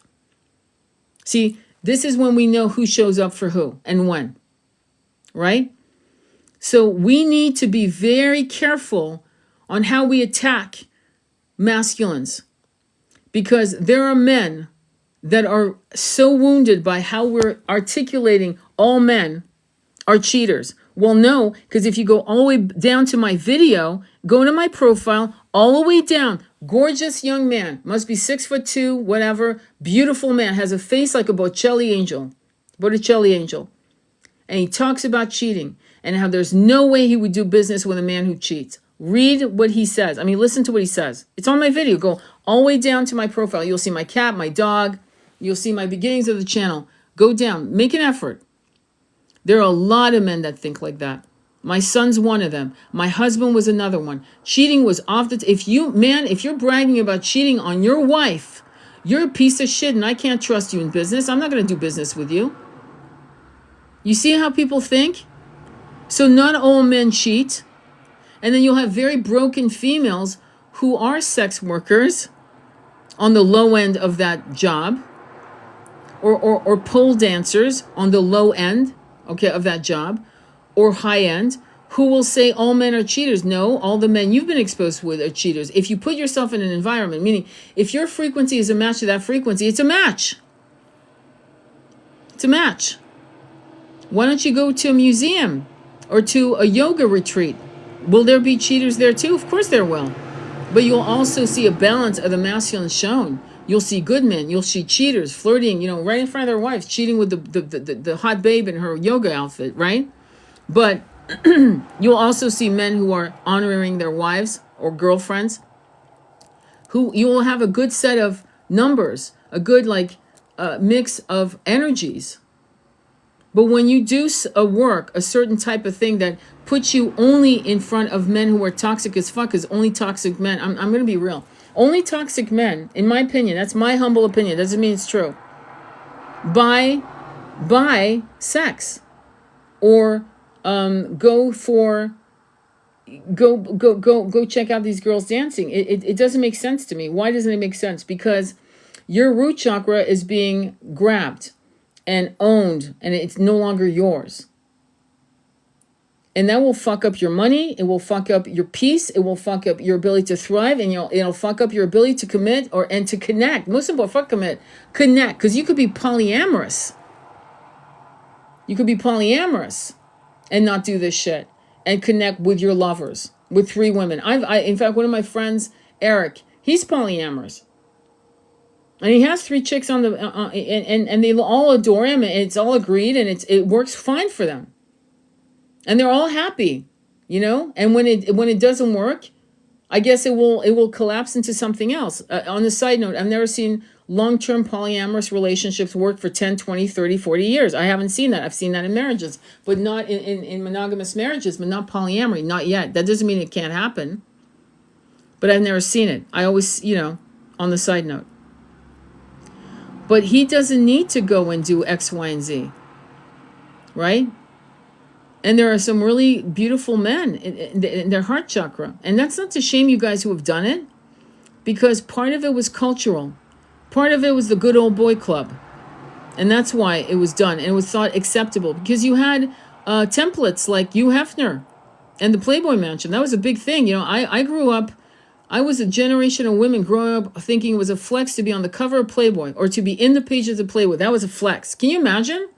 Not getting a PhD, not getting a master's, or I don't know, becoming a painter that paints amazing things that changes people's lives, or writing incredible music or poetry or novels. No. Showing your tits on the internet. I mean, on the pages of Playboy. And that is insane to me. That's insane to me. Now, what's sad is that you had women, it didn't matter how old they were, but on the pages, I remember this. Why? Because my father used to bring that shit in the house. It was completely acceptable. Everyone had Playboy in their house. Most of us born in the 60s saw our fathers with Playboy and Penthouse in the house, and our mothers would allow it. It was considered normal. But it's toxic as fuck. Okay? It's not normal. A lot of toxic shit have been normalized by the 1%, because if they have the masculine, the divine masculine's root chakra, they have them. And then if you have WAR, and you take another of these divine masculines and you destroy them, or they don't come back, right? So there's been a lot of shit done by the 1% that's pretty fucking dark. And we have to protect the masculines. They need our protection right now. And we, as the divine feminines, need the divine masculine's protection from people who do things to goats, for example, right? And so that means that locker room talk is off the table. And I can't even say it on this live, but there are comments that are very well known. I've heard them since I was fucking 15. Comments that would make you... I told one of my comments to Andromeda Flame, she went, what? She never heard that comment. I go, oh no, I've heard it since I was 15. It's a locker room comment. You guys as men, you need to call out and go, what? You need to call men out. You need to shame the fuck out of that guy. If that guy's not fucking turning red with shame, then you haven't done it well enough. And it has to be done from a masculine, not a feminine, because if it's done from a feminine, it loses all power. Why? Because they don't respect us, or else they would make that comment. So they will say stupid shit like, well, you're fat, you're jealous, or you're old, you're jealous, or whatever comment they'll make to shut the woman up, saying, what are you doing? What are you saying? What, are you crazy? So that's why it has to come from the masculine. Similarly, some of the shit that our women are saying has to come from the feminine. Does that make sense? I mean, it's so obvious, right? And so that's where we have to get to. Any questions or comments? My husband would never have that in the house. I would be okay with that. I wouldn't be okay with that either. There has been attacks for sure with a lot of this on the divine masculine and divine union. Absolutely. True and corn. Yeah, right. Exactly. My mother was one of the most intelligent people. A lifelong humanitarian dimension took her beauty. Hang on. So, any questions or comments? Makes absolute sense. Everything you're saying makes total sense. And so we need you as the masculine. We need you. If you did buy, you bought a chick, I'm not going to fucking beat you up. If you bought porn or you've been on porn, every single man on this planet has been exposed to porn. Okay? So I'm not going to fucking beat you up. But I'm going to say, understand that your root chakra belongs to you. It belongs to you. And as long as porn has you by the kahunas, you are owned, my friend. You are owned. You are owned. And what it does is give women, there are a lot of women that want to be cool and hip chicks. And I get it. I get that. Okay. But what I'm going to say to you, there are a lot of women, oh, I don't care. I stare at other women with him, or I don't care. I watch porn with him. I don't care. Yes, I know you don't care, but you should care. Because what you're doing is allowing your man's kahunas to be owned. So if you want to play, play role play on sexual games, shit like that, that's fun. Dress up, meet at the bar like you don't know him, shit like that. Fun, fun, fun. Be creative with your sexual journey, with your DMs or DFs. Okay? Definitely do that. But don't spend time in this computer or your phone being owned by anything or anyone ever again. Make that the day where you go, I'm going cold turkey. I'm lonely, I'm going cold turkey. You'll find that when you use sex magic to yourself, pleasuring yourself with your own hands to yourself, no machines, no bullshit, no crappy, being completely divinely connected to yourself, then you will actually start attracting beautiful, divine lovers. I'm not kidding. You don't need to get Tinder or this and that. They will come. You'll bump into them. You'll meet them. They'll be there to fix your electric system or your plumbing, or you'll meet them at the supermarket. You'll just keep glancing at each, and finally you'll go, what the fuck? Let me, let me talk to this girl, or let me talk to this man. Let me stand, or they'll be in the line behind you. It will happen. Believe me, trust me. It will happen. But when your energy is controlled by information, by the energies that have been put forth to create this content, it's been created similarly to food that has things that give you an appetite and an addiction to it. There's foods, we know this already. That's why the food is so impure here, and specifically the States. But they're doing that also with the programming of the actual content. And subtle things are done to make sure that you go back again and again and again. So it's not going to be easy to pull away from PORN addiction. It's not going to be easy. But you definitely want to do it, because if you want to win, if you want to ascend, if you want to, and again, I feel like some stupid preacher saying, if you want to ascend, you got to be, no, that's not what I mean. It's not how I'm trying to say. Every chakra, you need to own it, control it, and clear it and charge it. You cannot let anyone own any of your chakras. That means your third eye can't be owned by other people where you doubt yourself. Your heart chakra can't be abused by other people, and suddenly you close down your heart chakra because this lover, that lover, this lover fucked you up. And now they still own your heart. You don't own it anymore, because now you don't want to trust another lover to come into your life, because you were betrayed. You see? So now your heart chakra isn't owned by you. It's owned by others. Past lovers who hurt you. Does that make sense? Similarly, the root chakra, owned by PORN, it's the same process. It's owned. And why is it so? Any chakra owned by another entity, human being, whatever, you can't ascend. Doesn't that make sense? I hope that made sense, because I wanted to make sure that I didn't sound like some weird Bible belt thumping, you have sinned. That's not what I'm saying. That's not what I'm saying at all. And what I am seeing, which is very interesting to me, and I follow all kinds of people doing all kinds of things for a living, is that the people who are really doing this work as being, S workers, right? Is that the ones, at least that I'm following, because I find that because there's so much psychology with what they're sharing in terms of their clients and all that. There's so much psychology, so much untapped emotional lack of self-love, not for them, but for those clients. I'm finding that these people are really, they got their heads together. They're really actually quite smart. They're having a good time. They're enjoying their body. Like Anthony Bourdain says, don't use your body like a temple, but like an amusement park. They're definitely living that life of, that's my amusement park. And that is their consciousness, and it makes them happy. And so when people are happy doing what they truly, truly want to do, I'm fucking thumbs up. Who am I to fucking judge them, right? So I am finding that a lot of them are really in a clear energy, right? And I have to say, chapeau to you. Congratulations.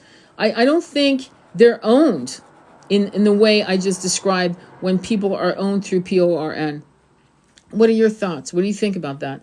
I have to go in a minute. Never looked at chakra ownership like that. Super helpful to adjust state of mind and intrusive. Yeah, they call it, they're rent-free in your head for a while. Yeah, they're chakra-free. In other words, they own your chakras. That is a very, very important situation. It's very important. Okay? Because when you can't love anymore because you've been so harmed, right? And somebody really, really wonderful comes in and they're wonderful, but you're thinking it can't be real. It's too good to be true. The other shoe's going to drop. All of that happens, right? And you are unable to allow yourself to love because one, you don't trust yourself, which means there's self-loathing here because you're berating yourself for having trusted the wrong people who betrayed you. And your heart is now closed and it's got many, many gates to go through before it opens up. Your heart chakra is owned by past toxic lovers or parents or situations. And that's fucked up. You should be completely hell-bent on making sure that the only ownership that's staking your heart chakra is you. So I'm glad that makes sense. So same with the root chakra and porn. I'm just going to fucking say it. Okay, any other questions? So when you are when you're having a self-pleasuring and you're looking at a magazine or whatever, and you're a man, okay, let's do it as a man, and you're doing that, you are exploding into one of the most potent magical things. That's why it's called sex magic. Okay, we talk about this. Many of us in the spiritual community understand how its potency to manifest. Sometimes almost damn near immediately. I'm not joking. So when you do that, this girl that you're fantasizing, you will never own her. You will never be with her. You will never feel her skin against you. You will never hear her voice say to you she loves you or your name. In other words, what you're instead of exploding into co-creation with the universe on all the things you want to have, you're exploding into a reality, a known reality that this will never happen. This is all a fantasy, and there's a soupçon of imbalance and lack energy, and a soupçon, a small drop of sadness, loneliness. Because she'll never be there. She's a fantasy. Instead, you take this incredible power called the root chakra and sex magic, and you use that in fantasizing about your beloved. You may not know your beloved, but you know the qualities, and you have an idea. I mean, I wouldn't get specific. She's got to have blonde hair or black hair or red hair. Don't get specific like that. She's beautiful. That's good. You have a right to have a beautiful woman. She's kind, she's monogamous, she's funny, she's an incredible lover, she's not a mother yet, but she's going to be a great mother for my kids. Yeah. And then come up with a fantasy. What does that look like? Where do you live? What does the house look like? Go make love to her. Boom. That is power. That's power. Now you own your chakras. Are you wealthy? Yes, I am. Great. Maybe you just closed a deal and you decide to make love to your woman. That's a great fantasy. And you explode into that and you're co-creating with the universe. That's power. The other is powerlessness. Does that make sense? You have no power. Does that make sense? And it's a temporary fix. It's no better than being an addict. So when you do that with strangers you've seen in public, does that energetically affect that person negatively? No. It's not that it affects negatively. What happens is that you'll probably bump into them again, especially if you keep doing it again and again. You're going to bring them back into your circle, into your realm. Okay? And that's what, at the most, that's what you're going to do. It's not negative. You're not harming them. You're harming yourself. Because unless you know there's a connection there, you're not bringing them back for permanent union. You're going to bring them back. Why do I know this? Because I've done it just for the hell of it, just to see what I could, and I fucking couldn't believe it. I remember getting up, it's just going to be, okay, and I was 45, and at that time, I was a cougar. People saw me as a cougar. Believe me, I was not a cougar. I've never been a cougar, but saw me as a cougar, right? And I remember I thought, what the hell, I'm going to, just to see, can I actually do this? Because I've always been, I play with energy. Okay, so I did it. And the following day, I got up at 7 o'clock in the morning to go to the bank. I'm not joking. Parked my car. Who pulled in? Right in front of my car, the opposite space, was that guy. And I went, get the fuck out of town. The shit works. I'm just sharing my own experiences. And I've done it multiple times. And it's wild. The problem with grief, obviously, especially for women, is we get to a point where our root chakra can actually close. And it's very important to purposely not allow that to happen. So sometimes you actually have to do it as a ceremony, if you get my drift, wink, wink. But you get what I'm saying? So if you know that this is a possible union with the person, that energy will bring them in to you to bump into them again. Okay? I don't know if you've ever tried it, but once you start trying this shit consciously, you'll understand what I mean. But you have to experience it. Any other questions? That was a good question. Any other questions?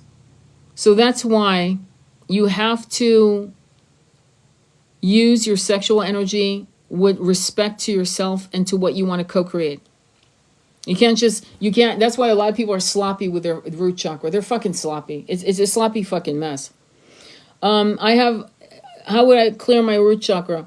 I have multiple guided meditations, including one I just uploaded on inner child healing that will clear your root chakra. So you don't just clear your root chakras, you clear all your chakras. I have guided meditations, but the way you would do it is you would clear it by turning it clockwise and imagining it, seeing it, intending it, and making sure, in this case, that it's red, beautiful ruby red, like gorgeous red, glowy, no inclusions, no darkness, no muddiness, no grayness, nothing like that, right? And then to have a very potent chakra clearing, you've got to do all your chakras, all 9 somatic chakras. So for that, you want to go to my profile and look under guided meditations, and you will see guided meditations. The one I would recommend is Ho'oponopono. I would recommend that. I would also recommend purging past lovers and predators. Do it only once. You don't do it again until you take a new lover, you break up, then do it again, all from the very beginning. I would also do inner child healing. I just did that. It's 18 minutes long, that particular guided meditation. But the other ones are less than 10 minutes. I think they're like 9 minutes. And that will train you on how to work on your chakras so that you're very familiar with all 9 of them, somatic chakras. And then you'll be able to do that every day, on the daily. You take a shower every day, you work on your chakras every day. I also have a guided instructions on chakras on my YouTube channel. You go all the way down, or you can put most popular, whatever, and you'll actually see me teaching you how to work on the chakras in the morning. Very, very quick exercise that you can do. Okay? You're welcome. Any other questions? So do you understand how your sexuality has been harassed, harangued, lassoed, bastardized, fucked with, kidnapped? Do you understand now? Do you understand why we need you guys? That's why, you got 9 men going after a goat. You think that's normal? I mean, I know you know it's not normal. Okay? Now, the fuckery of San Francisco university life. I was working at Macy's. I was 26, 27, I forgot exactly, but I was around there. It was right before the 1989 earthquake, okay? And there was this young girl, Pakistani girl, virgin, the whole bit, right? She was taking sexual, sex ed in college, university. And they were showing footages like that, what I just mentioned. And I went to her, wait, hang on, do your parents know you're fucking seeing this shit? She goes, no, it's just part of the class. I went, I have never even seen that in action. Like that, the educational system has been covertly fucking with our young people since the 80s. Okay? And now we have to grab it back. Okay? Interesting, isn't it? There's something about speaking to elders like myself. I'm an elder. So it's good to talk to people like me. Because we'll tell you how it was. So you don't have this, the 80s were so good. They were just fantastic. No, they weren't. No, they weren't. No, everyone was struggling. Everyone was doing, I don't know where my generation of boomers have gone. Like, where the fuck are you guys? Because you didn't live this, because I know we all lived this. So where the fuck are you? Okay? Anyway. Any questions? So, Living with Grace, the whole point is pinned at the top of her page. Is so good. Oh, thank you, Jennifer. I didn't even remember it was pinned. Any other questions, my love? Any other questions? Andromeda, do you want to come on the live? Do you want to talk? Would you like to talk and share about the root chakra? Because Andromeda is an expert at chakras, and she can give you more if you want to. If you're not, it's all good. You let me know. I share with everyone. Oh, thank you. Well, because there's something very healing about it, isn't there? I think it's this concept of completely surrendering yourself. There is a womb chakra also, and I don't necessarily think it's good. It's not good for men. I think some men could actually use it, because you also, I'm going to be straight up with you guys. You guys were women once, as you all know. You know that, right? And you have in past life been raped, okay? So for you guys to do massive healing on the root chakra, it wouldn't be a bad idea for at least once in your life to do a womb healing guided meditation, and to almost a soul retrieval / womb healing guided meditation to your chakras, with the feminine being cleared from those traumas when you were a woman. Does that make sense? Right? The reason why we females have incarnated in this timeline to do this is because we get to really, really go deep. Like when we're in our divine feminine energy, we go fucking deep. We go into our masculine past lives. We are irreverent to any rules or regulations by past cultural, religious edicts and dogmas. But for the masculine, they still have this knee-jerk of even being a female that gave birth. I know that because one of my clients knee-jerked it. He was like, oh, I don't know, a woman? Yeah, dude. And he's a good man. He's not, you know. Let me see. She is the queen of chakras. Yes, she is. I'm always interested. The first time I did the purging past lovers meditation, it looped all night. Oh my God. Yeah, well, don't do it again like that. Do it every night. My hubby and I do. I got you, the Ho'oponopono. Yeah. Yes, we are. Yes, we are. So for you to be here, my sacred divine masculine, those guided meditations are going to help you clear a lot of root chakras issues. It's going to help you forgive yourself.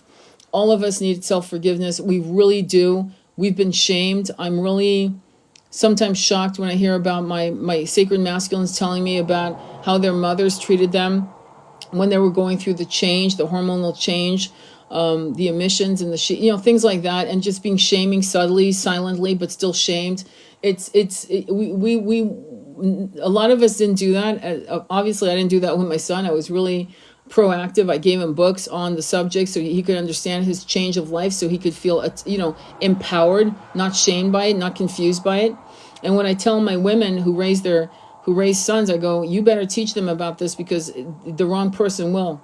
Don't let a pedo teach them about this. You better be the one teaching them about it. You got to be the first point where they go directly to you, because you've been talking about this all along at age-appropriate levels of language. Does that make sense?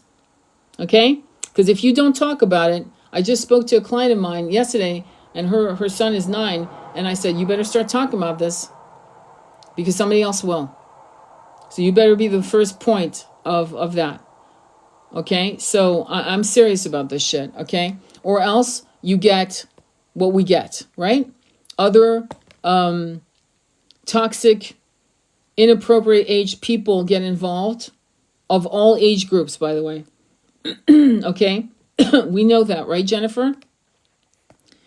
Because what they do is, and I can't say too much here, because again, I don't want to get I was ripped out for a week, so I don't want to do it again. Let me hear your comments. More logical, I realized last night that this is what stopped me from feeling the things. I hope you are able to feel, so it's important. Thank you. I send you a follow. Oh, thank you for the follow. Thank you for following Jennifer. And follow Andromeda Flame as well. She's up on top. You can probably see her. And so, yeah, you've got to be real, because a lot of women are very uncomfortable talking to their sons. A lot of women are single mothers to sons. you're going to have to learn how to tap into your masculine energy. Okay? One of the other things I teach women is not to talk like women. Because women, women talk too much. Meaning, I clearly so do I, because I've been on this thing for 2 hours. But what I mean by that is, women talk with too many long-winded, diplomatic, fluffy sentences. And the male ear can't take all these fucking nuances. So the best way to talk to a man is to talk cryptically, to the point. You're fucking up. Boom. Stop. Oh, that'll get a man's attention. Then you can talk about why, and make sure it's as because you're making me feel unsafe. That's okay. Why? Because you keep staring at women in front of me, and that makes me feel like I'm not good enough. Okay, now he's going to get defensive. Why are you... So these kinds of conversations have to be like 1, 2, 3. You can't circle that issue in a very female, diplomatic, I'm embroidering doilies language. You have to be very firm, and you got to talk like a man. A man will listen to a man because men talk to each other like men. You have to learn how to tap into your masculine when you were a man, when you spoke like a man. You already have that in you. It's not hard. And then you'll get your point across much more firmly. Does that make sense? But women who are raising children, boys in particular, you have to get really, serious. A book that I've told every human being to read, men, women, I don't give a fuck. Because if you have a man in your life, boy, son, brother, whatever, lover, it's called Raising Cain, Protecting the Emotional Life of Boys. And it tracks how boys start to harden. And it's not, sometimes it's not even you have had no choice in that. Because of the outside environments. And how you can breach that. And how do you breach that with a boy turning from saying he's 10 years old, he's your lovey-dovey, to suddenly he's hardening at 13, 14. How do you, while you take him on hikes, I'm not joking, you take a boy in particular, girls too, but we're talking about boys here, so let's not start going gender wars here. A boy needs physical activity to reach into his very depth of unconscious, to unconsciously tell you what he won't tell you face to face. Little boys and little girls, and this is a truth, when they're 4, 5, and 6, whatever age, right? Up until they're 9, 10, you can talk to them with puppets. And though your hand's right there holding the puppet, I swear to you, if you make the little voice, they will tell you shit they will not tell you when the puppet's gone. I'm not joking. Okay? The other thing I used to do with my son is the tooth fairy would give him notes. And so he started writing me long letters. For him, long means a page or page and a half, right? Because he's 5, 6, 7, 8. He would write me letters, and the tooth fairy would leave him answers under his pillow. This went on for years. So you have to find a way to constantly communicate with your child. Because if you don't find creative ways, others who have a dire agenda will. And then that's it. Because now they're entrapped and jailed by shame, self-loathing, and they will never reveal that to you. Never. You'll never pry that out of them. Okay? So it's important you start as soon as possible. And when your child is like, make it a habit to always hiking, going on walks, hiking. They will tell you, as I said, walking loosens the tongue. I'm not kidding. I don't know what it is. I think it's somatically the person's nervous system is relaxed. They're in nature. They're on the beach, whatever the fuck it is. And suddenly stuff that's just start telling you stories. How was school as you pick them up? Wrong question. You don't even ask them. They'll tell you on their own as you're taking walks. Walking is a powerful bonding for you and your child. Or your lover, actually. It's not too different. Does that make sense? I remember me and Nick, my husband, when we were in our 20s, we would go from Haight-Ashbury to the Pier 39, which is a hell of a haul, and back. We would walk for hours talking. Hours. No money in our pockets. Happy as fuck, just walking. And having massive conversations about everything you can imagine. Okay? Okay. Let me read your comments. I want to read them out loud so we have that on tape. Women use too many words. Tony, tell them why it's important to cry. Oh, yes. Yes. Well, but the thing is, you see, Jennifer, we'll ask men to cry, and then when we cry, we shame them or we disrespect them. Men are supposed to cry. Boys are supposed to cry. And one thing I was tough on my kid, meaning I'd say, come on, get up, you're good. But in terms of crying his emotions, no, that was never, I never edited that out. I would say, it's okay, baby, you got to cry it out. Come on, so crying is going to prevent you from having health issues. And that's known. Because if you choke it down, it's going to turn on itself within your body and rot. Those thoughts, those emotions are going to rot. They're going to, they're going to deconstruct inside of you and eventually implode, where you have massive clinical depression or worse, physical pain, like, the big C, right? So crying is a right for every human being on the planet. Every human being should be able to cry and not feel ashamed. And yet we will shame women and men who show their emotions. We will shame them. And I've seen it. I've seen it both for women and both for men. It may not be true in Europe. I don't know. But I know it's true in corporate America. I know that for a fact. Okay? Sometimes women cry from rage because if they don't cry, they will rip you a fucking new one. Sometimes crying isn't crying. It's rage that's imploding in a different way. And for men, it's actually loosening the valve so the steam can come out. So crying is a human right. And we as a people need to stop shaming people who cry. In fact, when we see people cry, we should say, are you okay? Do you need it? Can I get you water?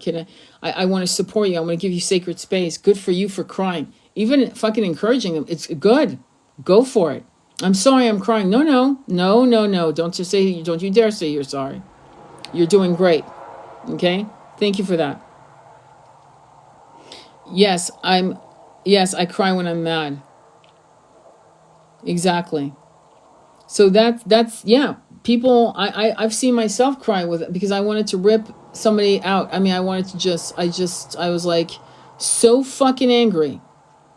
And that's the other thing we need to not contain. I hate to say this because, but you need to allow your anger to express itself, not destructively, though I'm going to just say straight up that, and that's my experience. It doesn't mean that's everybody's experience. But most of the men I've been with, around or with, would put a hole through a wall or a door, okay? Because they're so fucking angry. And the way to solve that is to have a punching... I'm not joking when I say that. You think I'm funny, but I'm not. You want to put a punching bag, I'm not kidding, in the garage, somewhere in the house, where a man can go, or a woman, because I know I'm looking to get a punching bag once I can get the ducats, but because I need to punch a bag.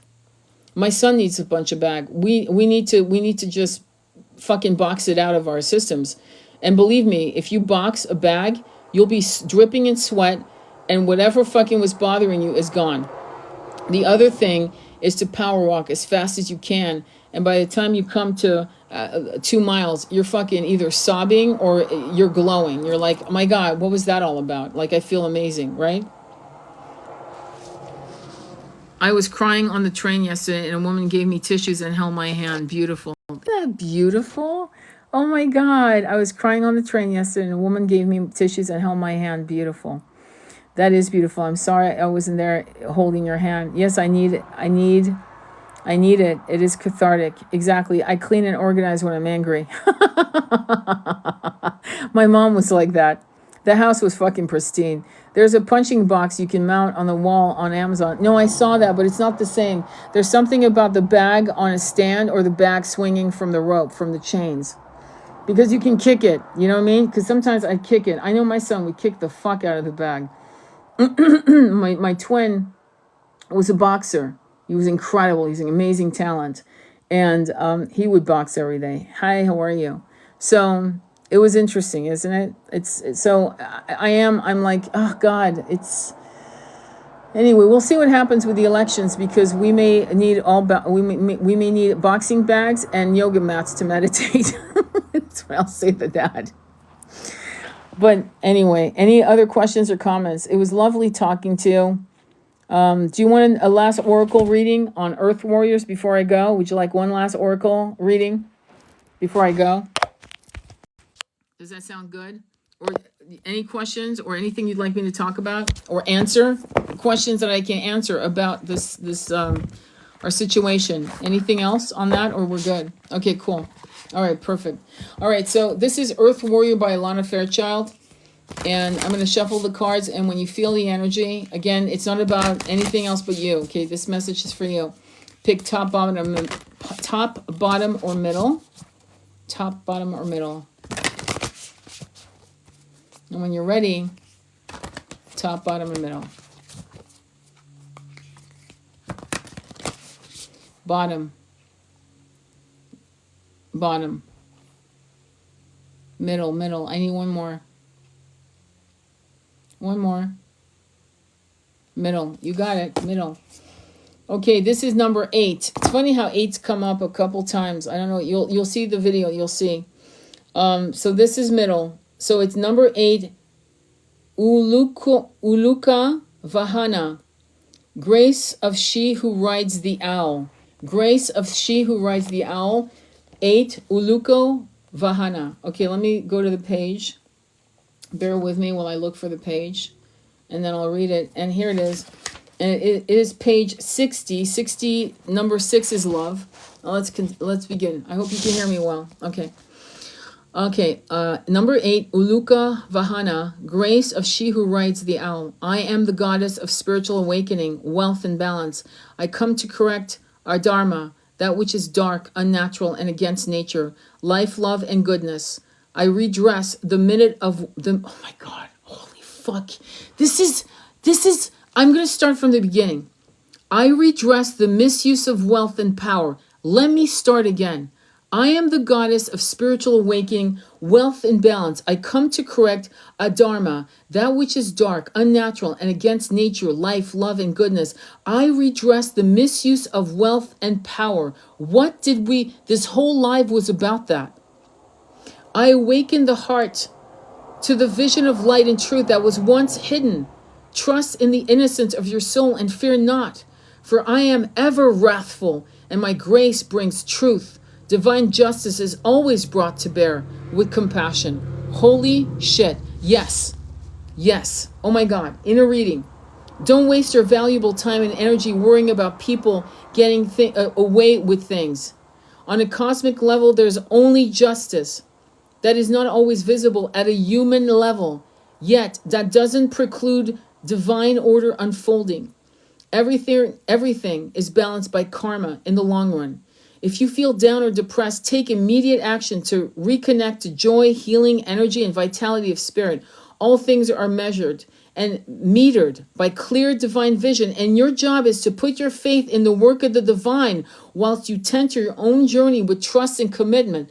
Wow. Thank you. Wow. Spiritual guidance. Welcome. Anyone who's here, welcome. I will upload this live, okay? Because you guys need to listen to it. It's a weave, like DNA strands, of policies, politics, infrastructure, and spirituality. Spiritual guidance. Uluka Vahana is the cosmic owl upon which the Indian goddess of enlightenment and prosperity, Lakshmi, rides. It is an unlikely pairing, given the owl is a creature of night who sleeps during the day, and Lakshmi is associated with light. The unexpected of the association holds deep meaning. Out of that which appears to be devoid of light, light shall rise. That which appears to be hidden in darkness shall be perceived and blessed and transformed. Even if all seems lost, or if something doesn't seem right, divine knowledge is absolute and complete and trustworthy. From the perspective of those with awakened hearts, the world can sometimes appear to be disturbing and frightening place where negativity activity leads to prosperity, whilst good and worthy people struggle and suffer. It may appear that those who have wisdom are barely heard, whilst angry people with fear in their hearts are afforded attention and power. It may seem that what matters most is tended to the least, and constructive causes struggle to maintain existence, whilst destructive purposes gain mass support. It is very easy, with such a view of things, for the pure of heart to become angry, bitter, and despairing. This is your reading, my beautiful friends, my beautiful starseeds. However, you are meant to be the light in this world, and it is important that you allow a higher spiritual intelligence to support you in this task. Safeguarding your state of mind. Did you hear that? Safeguarding your state of mind is essential for you to accomplish your life purpose. Did you hear that? Listen again. Safeguarding your state of mind is essential for you to accomplish your life purpose. If you get caught up in negative thinking, as may happen from time to time, allow your heart wisdom to guide you back to the truth and your inner light. And I'm guilty of that too.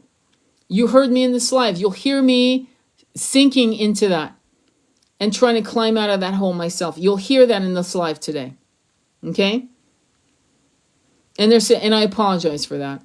Remember that the divine is more powerful than any nightmare created by human darkness. Did you hear that? Remember that the divine is more powerful than any nightmare created by human darkness. You don't have to deny the dark side of human nature or its manifest consequences for the health of the planet. But you do need to keep yourself secure within the light so that you can effectively fulfill your destiny. Joy, happiness, and peace will not diminish your motivation to serve love.